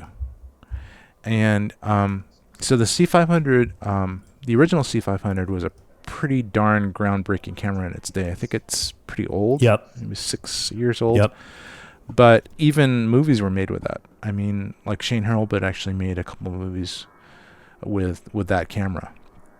And it was one of the first 4K cameras that could output RAW, right out of the SDI outputs, and it had good look and just a really good look and feel. And so I mean, you could probably get one now for like $3,000, and it's probably still an awesome camera. But anyway, they just announced it, and it looks pretty darn great. It looks like so again, this is one of those things where they could have just added one more thing and it would have been awesome, but they're not really capable of doing it. But in almost every other regard, they pretty much nailed it. So it's a full frame camera, so that's awesome. It's not only is it full frame, but it's also up to 5.9K. Whoa. Yeah. So it's pretty high res. And that the thing about, when you say 4K or 6K or 2K or whatever, you don't really get that resolution out of it, even though the sensor has that many pixels on it. You just, once you actually do the math and it gets down to the size of projecting it or whatever, it never is really that resolution. It's never that high. So in order to really get a true 4K image, like if you wanted to see every single pixel on your 4K TV, you'd actually have to shoot in 6K. And then it would actually come out 4K. And so that's what people are yeah. Right. So that's what people are kind of aiming towards now. They're starting to produce 6K cameras to produce good 4K. Wow. And that's what So that's what this one does. And it has full frame. It also has Super 35 and 16 if you wanted it modes. Yep. And full frame is kind of like the holy grail. It's what everybody's looking for, and I don't know if it really is that great of a thing necessarily, but it's nice to have it if you need it. It's awesome to be able to put a full frame lens on a full frame camera and get that super wide and as well as light sensitive image. Yep. Especially Canon products too. Yes. All the kind of Canon EOS. And I think you can also change the mount if you want as well. I'm not sure how easy it is to change it, but I know it's changeable. I'm just looking up right now there actually is a optional mount kit which you can actually swap. So users can actually swap them. So that part is awesome. So PL again is the more professional level mount that a lot of super high-end glasses made with. And it's full frame capable. Most of the time it's not, but so now you can rent a super high-end PL lens if you want to, or you could buy either and then just swap them as needed. I don't know how easy it is to swap, but so, and of course, in general, you have this amazing autofocus with Canon. You've got the dual pixel autofocus, which is just saves my butt all the time, and I love using it with my C200s. And it's and it's easy to use. You can touch where you want, or you can just have it track somebody, and it's just so effortless. It's not perfect, but it's pretty darn perfect.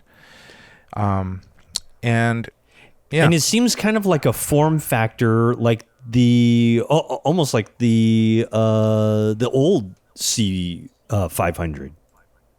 It's pretty much the same size. It's probably a touch bigger, but I mean, but it still looks the same to me. It looks pretty close. Yeah. I mean, they're all kind of similar sizes and shapes. Yeah. Shapes. I think it's kind of like a C300 Mark II. Mhm. I don't know if it's maybe slightly bigger and heavier, but anyway, so this is very, very intriguing camera to me because it's kind of got it checks all the boxes. Yep. It checks all the boxes, and the only box it does not check is the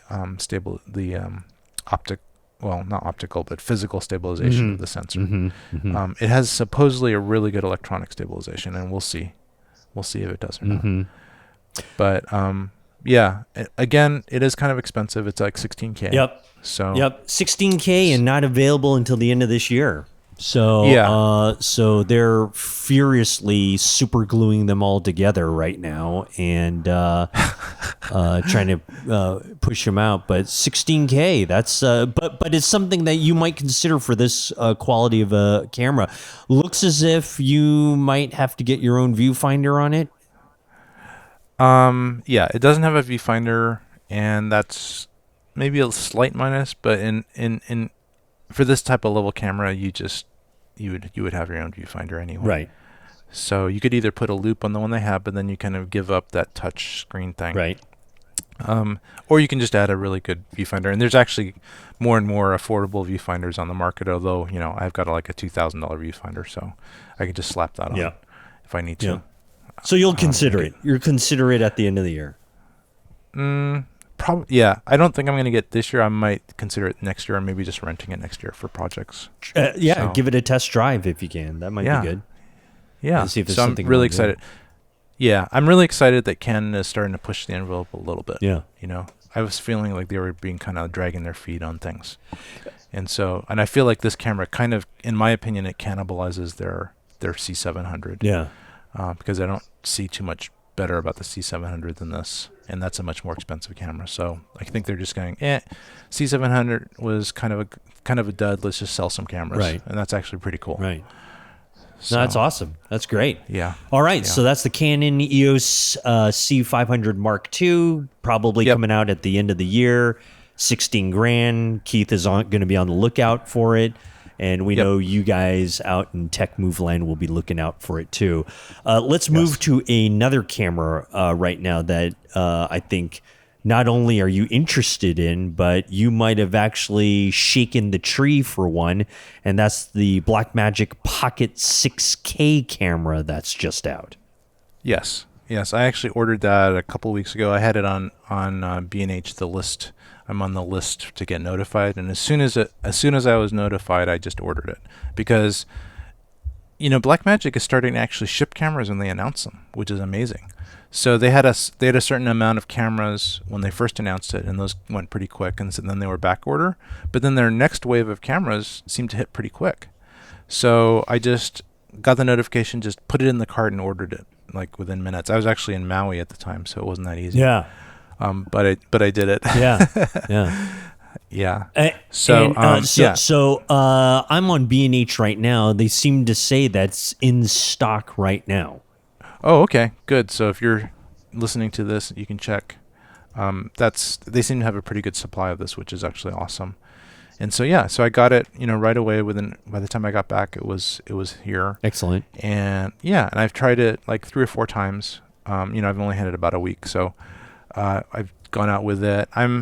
It's okay. So here's the thing about the 6K. It's an EF mount. Okay, so the previous ones are micro 4/3 mounts. Right.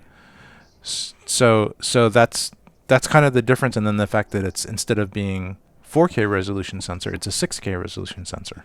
Which is kind of like what we were talking about. So like you shoot it in 6K so you can downsize to 4K. Yes. Or you have more options to crop if you want to as well. It's just a little bit better resolution. So but if that's the only thing that it does, then maybe it's not that great of a thing. Like my impression is that the image quality is really, really close to the 4K, but it's just a little bit better. It's probably like 10 to 20% better. I think it's just a touch more detail. And then I think that the highlight curve, or the way that it can capture highlights, is a little bit more forgiving. So you can overexpose it a little bit more, and it's more got that RE or film or roll off. whereas I think the previous one is more like a hard kind of like clipping. So so I've taken it out a couple of times. I like it. It's a slightly bigger because the protrusion where the lens goes in, where the lens mounts, it sticks out about 3/4 of an inch more than the previous camera. The other camera is just flat on the body. Right. The new one, the 6K, it kind of sticks out about 3/4 of an inch. That kind of makes sense because Micro Four Thirds is a much shorter flange distance than a EF mount. So a lot of people are complaining about the EF mount. A lot of people say they should have chosen some other more versatile mount. But I also understand BlackMagic because they had to choose a mount. So what are they going to choose? You know, they're not going to choose some weirdo mount that nobody has. Are you surprised that they didn't just stick with the Micro Four Thirds? I'm not surprised because there isn't really a convenient way to adapt full frame or EF lenses to Micro Four Thirds. Mm-hmm. I think Panasonic kind of had one kind of weird like full frame Micro Four Thirds mount, but I don't even know if it works very well. Mm-hmm. So you'd either have to come out with your own and devise some type of adapter, or you'd have to rely on somebody else producing this adapter for your camera. And then when you rely on somebody else to produce it, then you're kind of tied to that company, and then you lose a lot of control because what if they produce lousy stuff, or they go out of business, or they just decide to stop making it? Then you have to start making it. So I could see the business decisions. Like, so for example, a lot of people thought that they should have produced an EOS R mount for it, which is the mirrorless mount. And that might have been good, but then you'd have to spend another $200 at least to get an adapter. Right. For your. But in general, that I kind of would have liked if they'd done that because I think that's a more versatile mount, and you could put a neutral, an ND, variable ND in there, and other stuff like that. But you know, I think they just chose what was the simplest mount for them to get the most bang for the buck. Like everybody has EF lenses. I got it. I have a ton of EF lenses. Like every single lens I have is EF. Right. I probably have like 65% EF lenses, and then the rest are the other two, the E mounts and the Micro Four Thirds mount. Right. So, yeah. So, I think they made a good choice. I think they made an economic choice there. Maybe not technically the best choice, but the best economic choice. So, you know, I haven't like gone through all the images like fine, you know, with a pixel peeping eye. Yep. But I like it.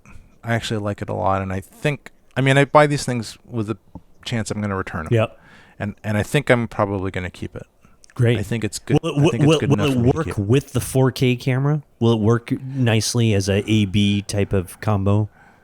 Yeah, I think it'll work along with that. I'm kind of thinking I'm going to be using it more as a adjunct to my C200s because I've noticed that the BlackMagic color science is really close to the Canon. Like it looks the same in my opinion, or when you use the right LUTs and a little bit of adjustment, it's pretty indistinguishable. And so for these really wide kind of vista shots, the 6K, you know, it's this $2,500 6K camera you can put in your big pocket. Absolutely. And like the other day I was taking a hike on the mountain that I live on, and I just had it on my little stupid DSLR camera bag, you know, so and I was whipping it out and producing 6K movies, you know, with super dynamic range and RAW with this stupid little pocket 6K camera.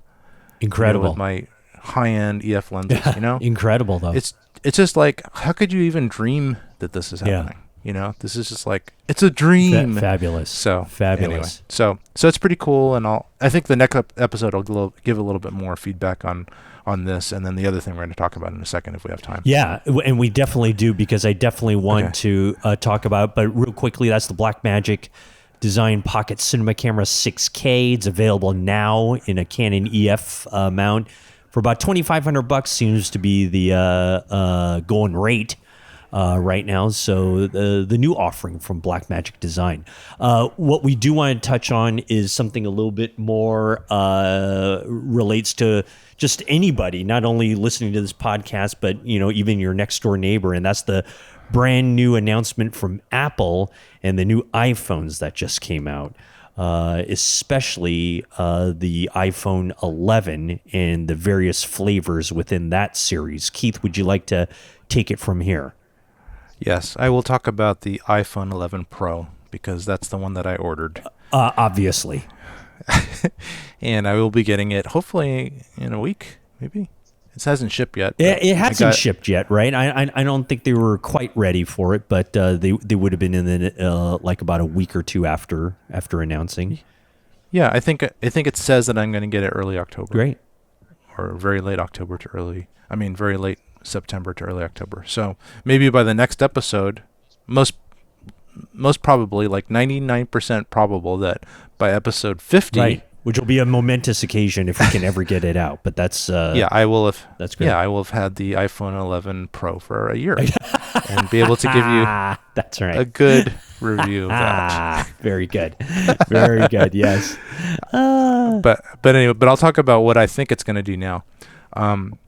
So the main thing about the iPhone 11 Pro is that it's got 3 cameras on it. Yep. Which is crazy. Yep. It's cray. Yep. 3 cameras. Yeah, incredible. It looks kind of like a mutant. Yeah, mutant camera. It does. And those 3, they're different focal length lenses, and they're all pretty fast lenses, which is cool. So more telephoto with a faster sensor, faster lens, and then more wide, and then a medium, or kind of a wide medium. So, and then just the capabilities and technology of this thing. I saw a demo, I think it was for the keynote or whatever for this particular announcement, where they actually had all 4 cameras, the front-facing camera, the one for selfies, and the 3 lenses all filming at once. Oh, wow. So you could have like a 4-up screen. And I don't know if you can record. I don't know if you can record all 4 streams or not, but I saw this demo and that was actually pretty cool. I don't know if I'd actually ever use it, but I personally think it's pretty cool because I kind of like doing that. I like having, like a medium and a close up and a wide on the same scene. Right. It gives me a lot of choice. It's like cropping, right? Without cropping. Yeah. And I don't know what the resolution is on it. I think it's probably out there what it actually does. But probably decent. It's probably decent.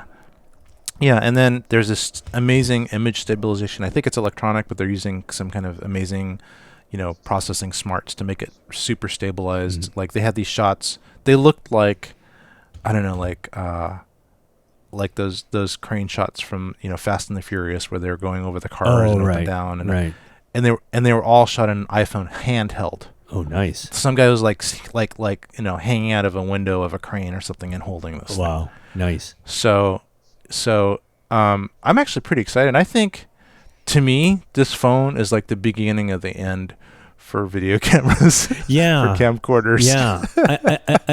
I think there's something to be said. I mean, like it really destroyed the point and shoot pocket camera, right? It destroyed that.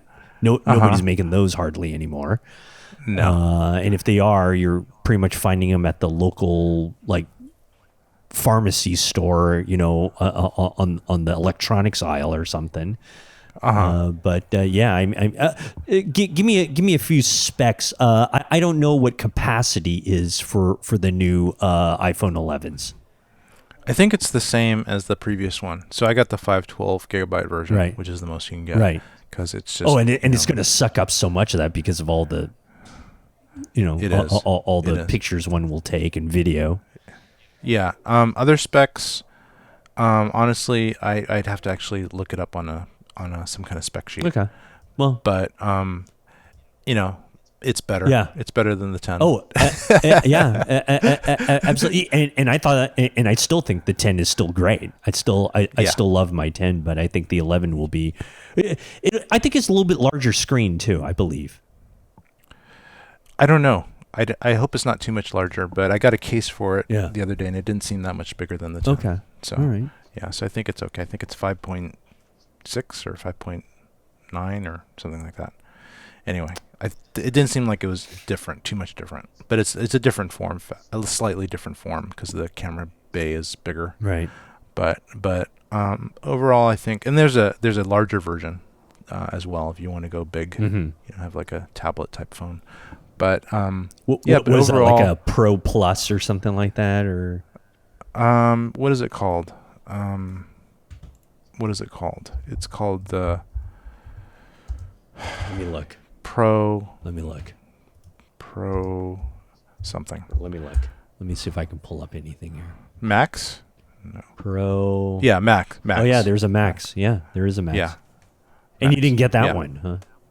No, I found that I had that big version of phone a while back. Right, the couple versions back. 6 like I had, right?